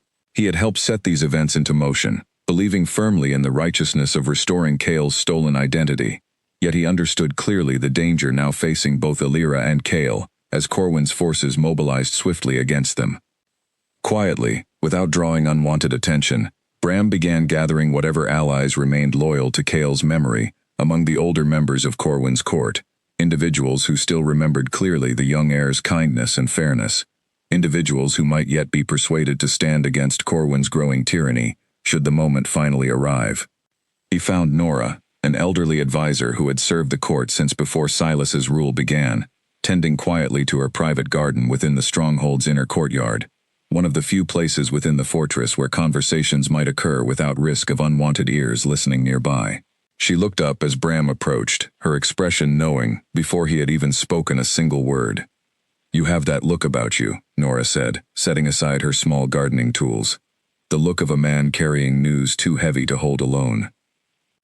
"Cale lives," Bram said simply, keeping his voice low despite the privacy of their surroundings. "The curse has broken, and he stands ready to reclaim what Silas stole from him decades ago." Nora's hands stilled entirely, her weathered face carrying a complicated mixture of disbelief and cautious hope. "I remember him as a boy," she said softly. "He once brought flowers to my garden, simply because he noticed I favored them, long before he understood anything of politics or power. Silas's own son never once showed such thoughtfulness. Corwin will not simply step aside," Bram warned. "He has already summoned soldiers, determined to end this before it spreads further among the clans." Nora's expression hardened with quiet resolve. "Then he will need more than simple soldiers to stop what has already begun," she said firmly. "Tell me what you need from me, Bram. I have waited 30 years to see this wrong finally righted, and I do not intend to remain silent now that the moment has finally arrived." As dawn broke coldly over the northern territories the following morning, three forces moved steadily toward an inevitable collision. Corwin's soldiers riding hard toward the eastern caves, Cale and Alira pressing forward desperately toward the ancient shrine's promised sanctuary, and Bram working quietly within the stronghold itself, laying careful groundwork for the confrontation he now understood was rapidly approaching. Cale and Alira reached the eastern caves just as the pale morning light began spreading weakly across the frozen landscape, their bodies exhausted from the long night of travel. The entrance to the ancient shrine lay hidden behind a curtain of frozen icicles, nearly invisible unless one already knew precisely where to search. Cale pushed through carefully, guiding Alira into a wide stone chamber that opened unexpectedly before them, illuminated softly by strange, glowing markings carved deep into the surrounding rock. "This place has not changed at all," Cale murmured, wonder evident in his tired voice as he studied the ancient symbols surrounding them. "I remember visiting here as a child, long before Silas destroyed everything familiar to me." Alira moved closer, studying the intricate carvings herself, recognizing certain symbols from illustrations she had seen within Bram's careful notes. "These match some of the markings Bram described," she said thoughtfully. "This truly is sacred ground, tied directly to the old seers and their bindings." As they explored further, they discovered a small alcove near the chamber's center, containing a collection of ancient artifacts, remarkably well preserved, despite the passage of decades. Dust lay thick across most of the objects, faded tapestries depicting old ceremonies long since forgotten, and a shallow stone basin that had once held water for rituals whose purpose neither of them could fully guess. Among them, Cale found a simple silver pendant, tarnished slightly with age, yet unmistakably bearing his family's old crest, a symbol Corwin had long since replaced within his own stronghold. "This belonged to my mother," Cale said softly, lifting the pendant carefully, memories clearly resurfacing with painful clarity. "She died shortly before Silas cursed me, though I never fully understood the circumstances surrounding her death until this very moment." He turned the pendant over slowly in his palm, studying the worn engraving, with an expression caught somewhere between grief and quiet wonder. "She used to bring me here as a small boy," he continued, his voice distant, "to teach me the old stories, before I was old enough to understand their full weight. I remember her voice more clearly now than I have in decades, though I still cannot recall her face fully." Alira watched him carefully, recognizing the fragile nature of these returning memories, precious, yet painful in equal measure. "Perhaps that will come with time," she offered gently. "The rest has returned slowly. Perhaps her face will as well." Cale nodded slowly, tucking the pendant carefully into the fold of his borrowed tunic, close against his chest, before straightening and turning his attention back toward the chamber surrounding them, searching for anything further that might prove useful in the difficult days ahead. Before Elira could respond further, the sound of distant voices echoed faintly through the cave's entrance, followed quickly by the unmistakable clatter of approaching horses and armored soldiers. Cale's expression hardened instantly, protective instinct overriding his previous moment of quiet reflection. "They found us faster than I expected," he said grimly, moving quickly to position himself between Elira and the cave's entrance. Moments later, Owen appeared at the chamber's entrance, flanked by several armed soldiers, his expression carefully guarded, despite the clear tension radiating from his posture. He studied Cale closely, recognition and disbelief warring visibly across his features. "It is true then," Owen said slowly, lowering his weapon slightly, despite his soldiers remaining tensely alert behind him. "The beast truly has become a man once more." "I was always a man," Cale replied evenly, his voice steady despite the danger surrounding them. Silas simply ensured the rest of the world forgot that truth for 30 years. Owen's gaze shifted briefly toward Elira, understanding clearly the role she had played in restoring Cale's stolen identity. "Corwin has ordered your capture," he said finally, addressing them both directly. "He fears what your return might mean for his own claim to leadership." "And what do you believe, Owen?" Cale asked quietly, studying the tracker's expression carefully. "You have served Corwin loyally for years, yet something in your voice suggests uncertainty." Owen hesitated, clearly torn between years of loyal service and the undeniable truth now standing directly before him. "I remember stories from my own childhood," he admitted slowly. "Tales of a kind and fair heir who once walked these very halls, long before Corwin's rule brought such fear and suspicion into every corner of the Northern Territories. My own grandfather served your father, Cale, before Silas ever claimed the throne. He spoke of you sometimes, when I was still a boy, though I confess I always assumed those stories exaggerated kindness that could not possibly have been real." "And what do you believe now?" Cale asked quietly. Owen studied him for a long moment, searching his face carefully. "I believe my grandfather was not exaggerating at all," he said finally. The soldiers behind Owen shifted uneasily, clearly listening closely to their captain's obvious internal conflict. One of the younger soldiers, a nervous man who had clearly never expected to find himself questioning direct orders, glanced toward his companions before speaking hesitantly. "Captain, if this is truly the rightful heir, are we not obligated by older oaths, sworn long before Corwin's rule began?" Owen's jaw tightened at the question, clearly wrestling with exactly that same consideration. Elira stepped forward carefully, placing a steady hand against Cale's arm, sensing an opportunity within Owen's evident hesitation. "Corwin rules through fear," she said clearly, addressing the gathered soldiers directly.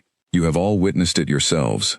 Villages forced into impossible sacrifices, warriors sent needlessly to their deaths, simply to satisfy his pride.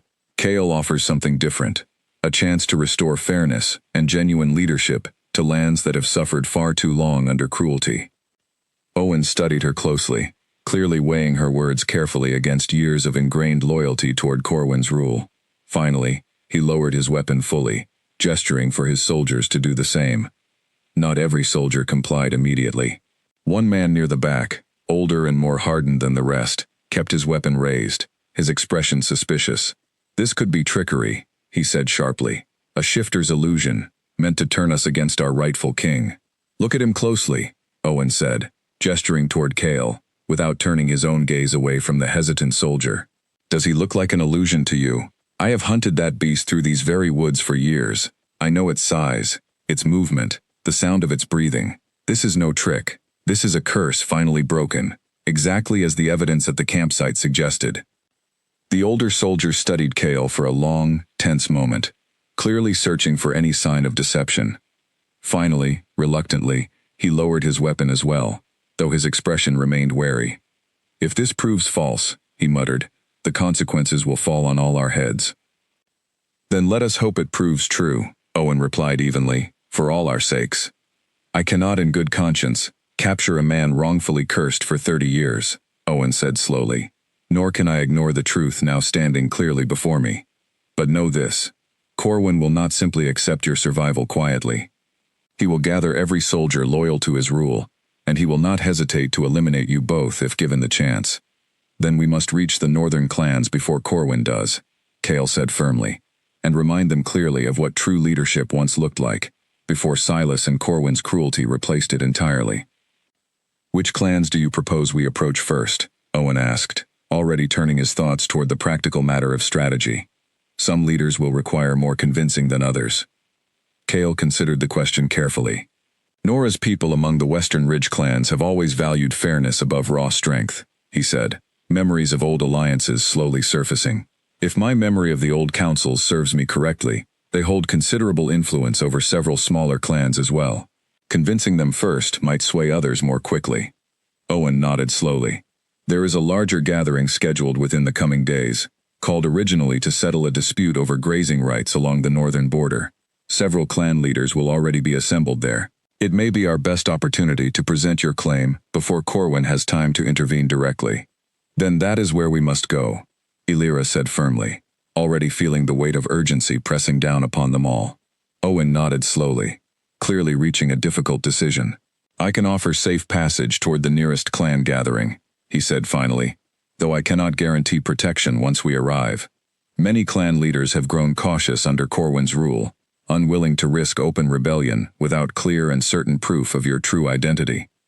Cale lifted the tarnished silver pendant he had recovered from the shrine, holding it carefully for Owen and his soldiers to examine closely. "This bears my family's crest," he said steadily. "Combined with Bram's testimony and the clear evidence of the curse finally broken, I believe it will be more than enough to convince those willing to listen honestly." As they prepared to leave the ancient shrine together, an uneasy alliance now formed between former enemies.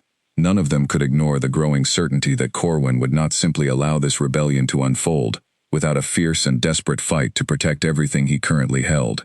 Somewhere beyond the frozen mountains surrounding them, the Alpha King was already gathering his forces, determined to crush any challenge to his rule before it could fully take root among the scattered northern clans. Illyra glanced back once more toward the glowing symbols carved into the shrine's stone walls, before following the others out into the pale morning light, wondering quietly how many other secrets these ancient chambers still held. Secrets that might yet prove important before this conflict finally reached its conclusion. She thought of her mother, of the seer who had wept even as she cast the cruel curse decades earlier, and hoped fervently that whatever came next would finally allow that old sorrow to rest. Owen, riding just ahead of them as they departed, found his own thoughts equally troubled, though for different reasons entirely. He had served Corwin loyally for years, believing firmly in the stability his rule provided, however harsh that rule sometimes proved. Choosing now to stand against that same loyalty, however justified the cause, left him uncertain of exactly what future awaited him, should this rebellion ultimately fail. Yet as he glanced back toward Cale, watching the quiet, steady determination in his expression, despite decades of unimaginable suffering, Owen found his doubts settling into something closer to resolve. Whatever came next, he understood clearly that he had chosen correctly, regardless of the personal cost such a choice might eventually demand of him. The journey toward the nearest clan gathering took the better part of a day, Owen leading them along hidden trails known only to his most trusted trackers, avoiding the main roads where Corwin's soldiers had already begun tightening their search.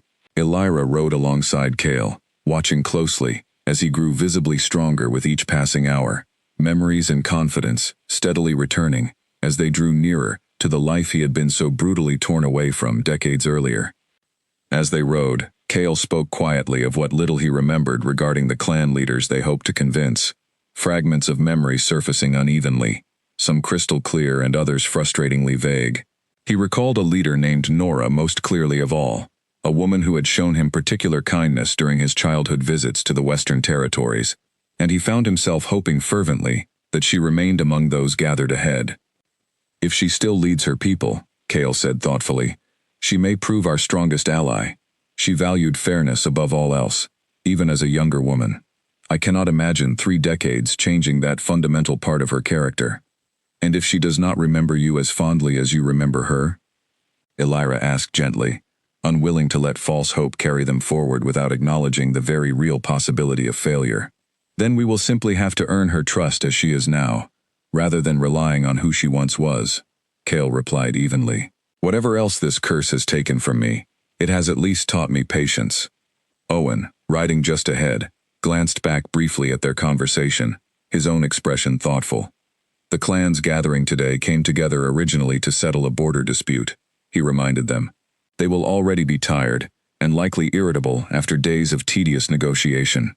Presenting such dramatic news to leaders already worn thin by lesser disputes carries its own risks.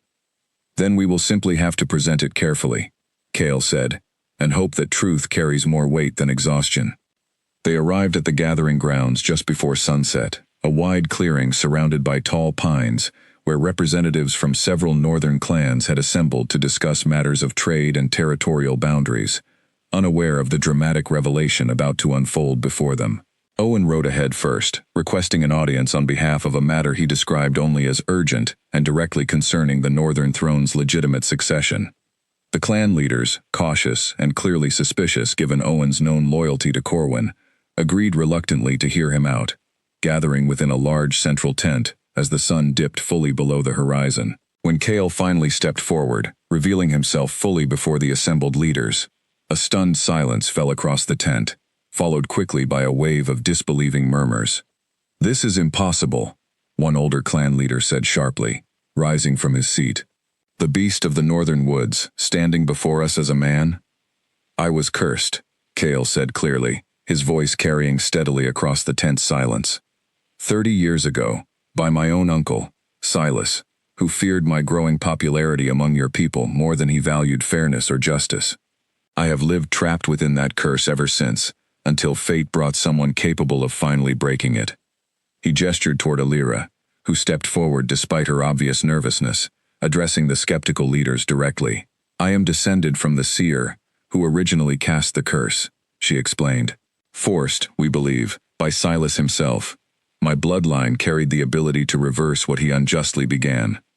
Doubt and hesitation lingered visibly among several of the gathered leaders, though others studied Kale closely, clearly searching their own memories for any lingering recognition of the young heir they had known decades earlier. A middle-aged woman near the front, her expression sharp and appraising, finally spoke, her voice carrying clearly across the tense silence. "I remember a boy who once helped repair my family's fishing nets during a visit to the coast," she said slowly, studying Kale's face carefully. "He laughed easily, and never once acted as though the work was beneath him, despite his station." "That was me," Kale said softly, memory surfacing clearly at her words. "Your family's nets had torn during a storm, and I happened to be nearby when your father struggled to repair them alone." The woman's eyes widened slightly, clear recognition finally dawning behind her earlier suspicion. "I was only a child myself then," she admitted, "but I remember my father speaking of your kindness for years afterward, long after Silas claimed you had simply disappeared into the wilderness, lost to grief following your mother's death." "A convenient story," Bram interjected quietly, stepping forward now to offer his own testimony. He recounted carefully everything he knew of Silas's original crime, the seer summoned in secret, the curse designed to strip Kale entirely of his humanity, and the careful research that had ultimately led to this moment of restoration. Slowly, gradually, skepticism within the tent began shifting toward cautious acceptance, several older leaders recalling clearly the kindness and fairness Kale had shown even as a young heir, qualities notably absent from Corwin's harsh and fear-driven rule. Their careful deliberations were suddenly interrupted by the sound of urgent shouting outside the tent, followed quickly by the unmistakable clatter of approaching soldiers. Moments later, Corwin himself appeared at the tent's entrance, flanked by a substantial force of heavily armed warriors, his expression cold and furious, as his gaze settled directly upon Kale. "So the stories were true," Corwin said, his voice carrying dangerous authority despite the clear tension surrounding him. "You live, cousin, restored after 30 years, standing boldly among clan leaders, who should rightfully remain loyal to my rule." He studied Kale closely for a long moment, something flickering briefly behind his cold expression, an old memory perhaps, of childhood games played together, before ambition and fear had poisoned everything between them. "I confess," Corwin continued, his voice quieter now, "some part of me hoped Owen's report was mistaken. It would have been simpler, cousin, if you had remained lost to the curse entirely." "Simpler for you, perhaps," Kale replied, his voice steady, despite the weight of the moment. "Not simpler for the 30 years I lost, trapped and forgotten, hunted by soldiers sent under your father's orders, and later your own. Your rule was built upon a foundation of stolen birthright and forgotten cruelty. Kale continued, refusing to back down, despite the overwhelming force gathered against him. These leaders deserve the truth, regardless of how inconvenient it proves for your ambitions.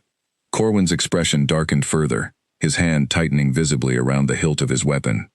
I will not surrender everything I have built simply because a curse happened to break after 30 years, he said sharply. Whatever claim you believe you hold, cousin, I intend to defend my throne, by whatever means necessary.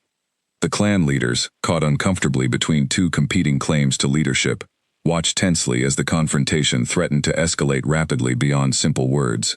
Owen stepped forward cautiously, positioning himself carefully between the two rivals, clearly hoping to prevent immediate conflict from erupting within the sacred gathering grounds.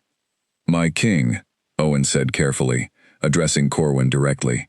Perhaps this matter deserves careful consideration, rather than immediate conflict. The clan leaders assembled here represent the collective will of the Northern Territories. Surely such an important decision should rest with them, rather than through force alone. Corwin's gaze shifted sharply toward Owen, clear betrayal evident in his furious expression. You would side against your own king? He demanded incredulously. I would side with fairness, Owen replied steadily, refusing to back down, despite the obvious danger in directly challenging his Alpha King. Something your rule has sorely lacked these past years, my lord. I gave you rank, Corwin said sharply, his voice low with barely restrained fury. I trusted you with the hunt for that creature for years, and this is how you repay such trust? You gave me rank because I served capably, Owen replied evenly. I repay that trust now, by refusing to let capability be twisted into blind obedience, toward a cause I no longer believe just. Corwin's jaw tightened, and for a long moment, it seemed he might respond with something far harsher than words. Instead, he turned his attention back toward the assembled clan leaders, visibly forcing his anger back beneath a mask of controlled composure. Tension within the tent reached a breaking point, soldiers on both sides shifting anxiously, weapons half raised, awaiting only a single spark to ignite full conflict. Several of the clan leaders present had quietly moved their own guards closer to the tent's edges, unwilling to remain entirely defenseless should violence erupt despite their hopes otherwise. The air itself seemed to grow heavier with every passing second, thick with the possibility of bloodshed that everyone present desperately wished to avoid. Kale stepped forward calmly, addressing Corwin directly, his voice steady despite the danger surrounding them both. I do not wish for needless conflict between our people, Kale said clearly, but I will not step aside quietly while you continue ruling through fear and cruelty. Let the clan leaders decide fairly, without threat of violence hanging over their judgment. Corwin's grip on his weapon remained tight, his knuckles whitening slightly with the effort of restraint. For a moment, it seemed entirely possible that reason would lose out to pride, that 30 years of careful rule would end not through fair judgment, but through a desperate bloody stand within a tent, meant for settling disputes over grazing rights, rather than the fate of an entire kingdom. Nora, watching closely from among the assembled leaders, finally rose from her seat, her voice cutting sharply through the tense silence. There will be no violence within these grounds, she declared firmly. This tent has hosted peaceful negotiation for generations. I will not see that legacy broken tonight, regardless of which of you ultimately claims the throne. Her words seemed to carry unexpected weight, several other leaders nodding firmly in agreement, their own guards straightening with renewed resolve. Corwin studied his cousin closely, clearly weighing his options carefully, aware that outright violence within the sacred gathering grounds risked alienating the very leaders whose support he desperately needed to maintain his fragile claim to power. Slowly, reluctantly, he lowered his weapon slightly, though his expression remained hard and calculating. Very well, Corwin said finally, his voice tight with barely controlled anger. Let the clan leaders decide. But know this, cousin. I will not simply accept defeat quietly, should their judgment favor you. As the clan leaders began their careful deliberations, weighing decades of buried resentment against Corwin's harsh rule, alongside cautious hope for Kale's rightful restoration, neither side fully relaxed their guarded stance, understanding clearly that whatever decision emerged from this tense gathering would ultimately determine the fate of the entire Northern Territories, and quite possibly ignite the very conflict everyone present desperately hoped to avoid. The clan leaders retreated to a private corner of the tent, speaking quietly among themselves for what felt like an agonizingly long stretch of time, while Kale, Illyra, Owen, and Corwin remained standing at opposite ends of the gathering, tension stretching thin enough to feel almost physical in the cold evening air. Outside, soldiers from both sides waited anxiously, weapons ready, uncertain whether the coming moments would bring peaceful resolution or open conflict. Finally, the eldest among the clan leaders, a weathered woman named Nora, who had led her people faithfully for over 2 decades, stepped forward to address the tense gathering. Her expression remained solemn, carrying the weight of a decision that would shape the Northern Territories for generations to come. "We have deliberated carefully," she began, weighing not only the testimony presented tonight, but decades of our own experience under both rules, Silas's harsh foundation and Corwin's continuation of that same fear-driven governance. "It has not been an easy decision, nor one we take lightly, understanding fully the consequences it carries for every clan represented here." She paused, glancing briefly toward the other leaders standing solemnly behind her, several of them nodding slightly in silent agreement before she continued. "We have considered carefully everything presented before us tonight," Nora said, her voice steady, despite the obvious gravity of the moment. "The testimony of Bram, a man whose honesty has never once been questioned throughout his years of service, combined with clear evidence of a curse broken and a birthright unjustly stolen, leaves little room for reasonable doubt." She turned her gaze deliberately toward Corwin, whose expression had grown increasingly tense as she spoke. "Your father's crime against his own nephew cannot simply be ignored, nor can your continued rule built upon that same stolen foundation. We recognize Kale as the rightful heir to leadership among the northern packs."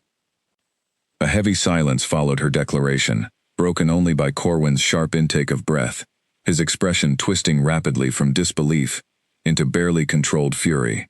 "You would strip me of everything I have built," he said, his voice low and dangerous, "based on the word of an old historian and a healer claiming impossible ancestry?"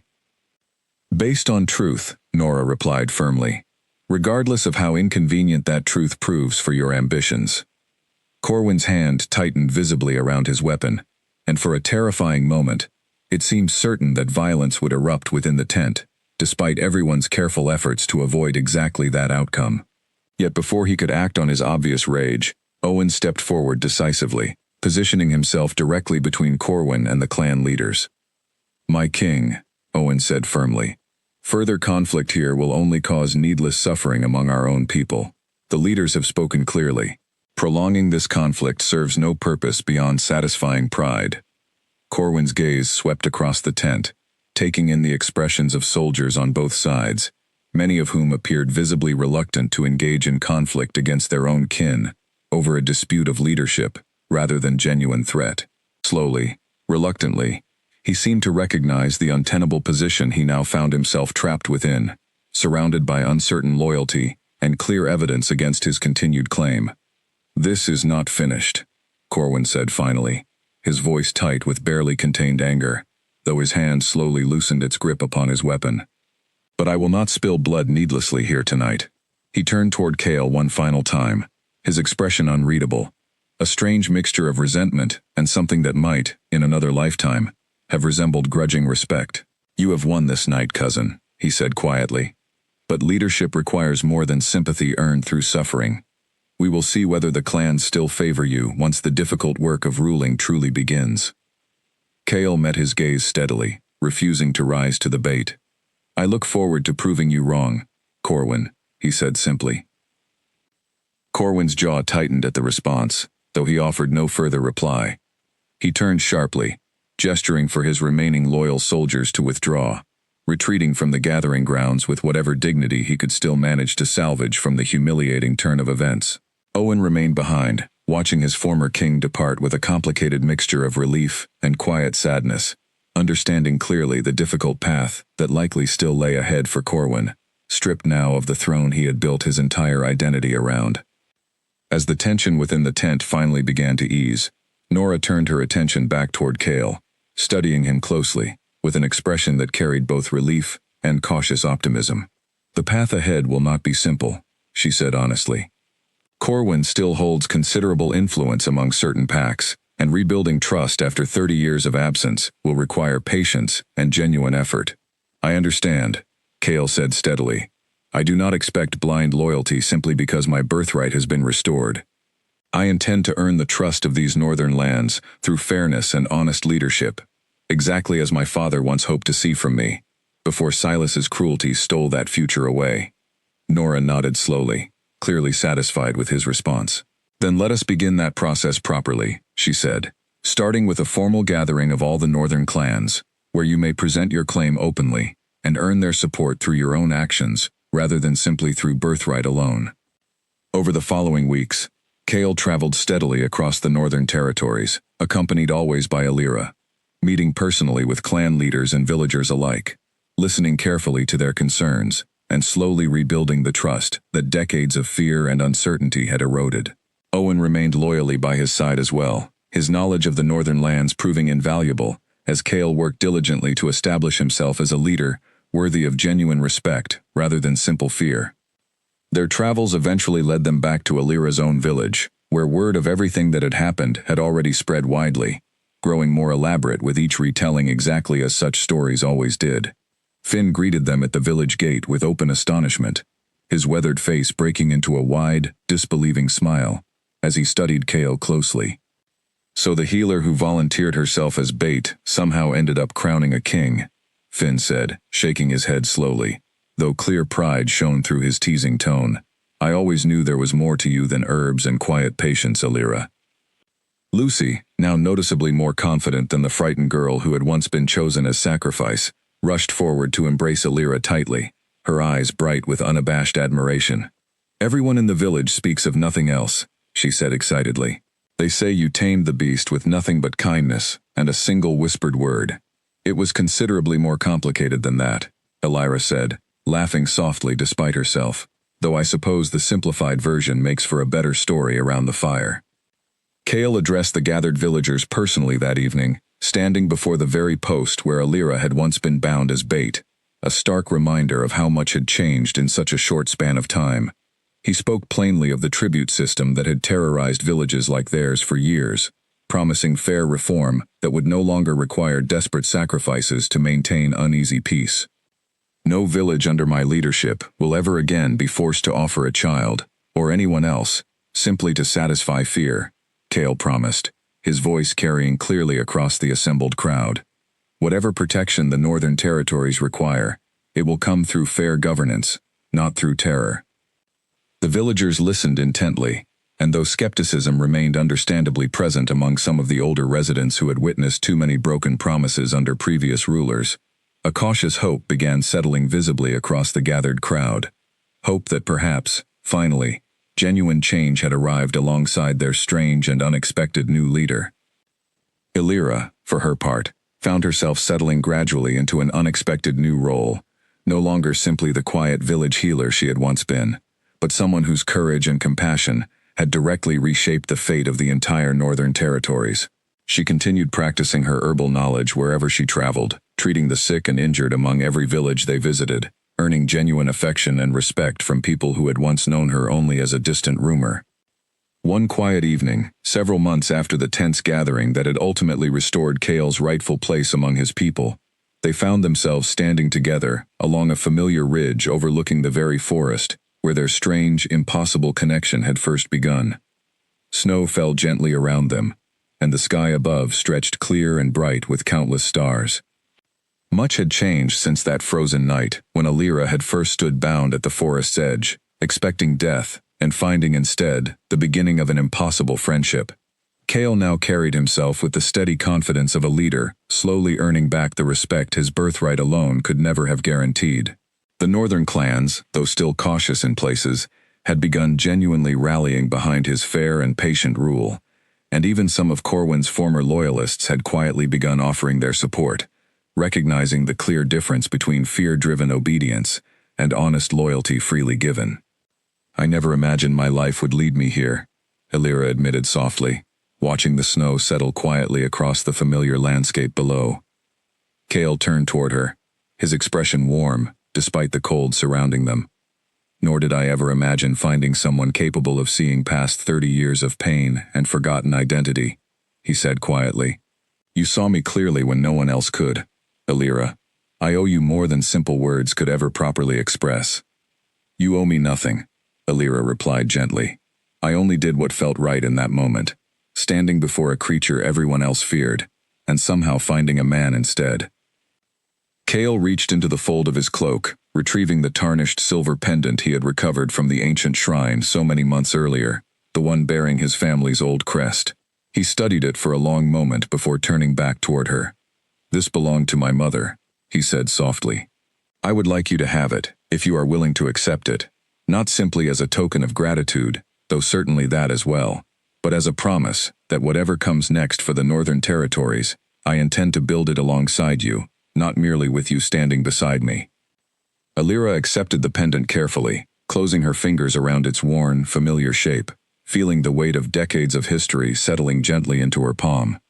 Then I accept, she said simply, not out of obligation, but because I cannot imagine facing whatever comes next without you. She smiled softly, leaning gently against him as they continued watching the quiet forest below. The very woods that had once been a place of fear and legend, now simply a peaceful reminder of everything they had overcome together. Whatever challenges still lay ahead in rebuilding trust and fairness across the Northern Territories, both of them understood clearly that they would face it together, bound not by ancient curses or ancient promises, but by a genuine, hard-earned bond, forged through courage, compassion, and an unshakable willingness to see the truth clearly, even when everyone else remained blind to it. The Northern Beast, once feared and misunderstood, had finally found his true name again, restored not through force or fear, but through the simple, quiet courage of a woman, willing to see him for exactly who he truly was.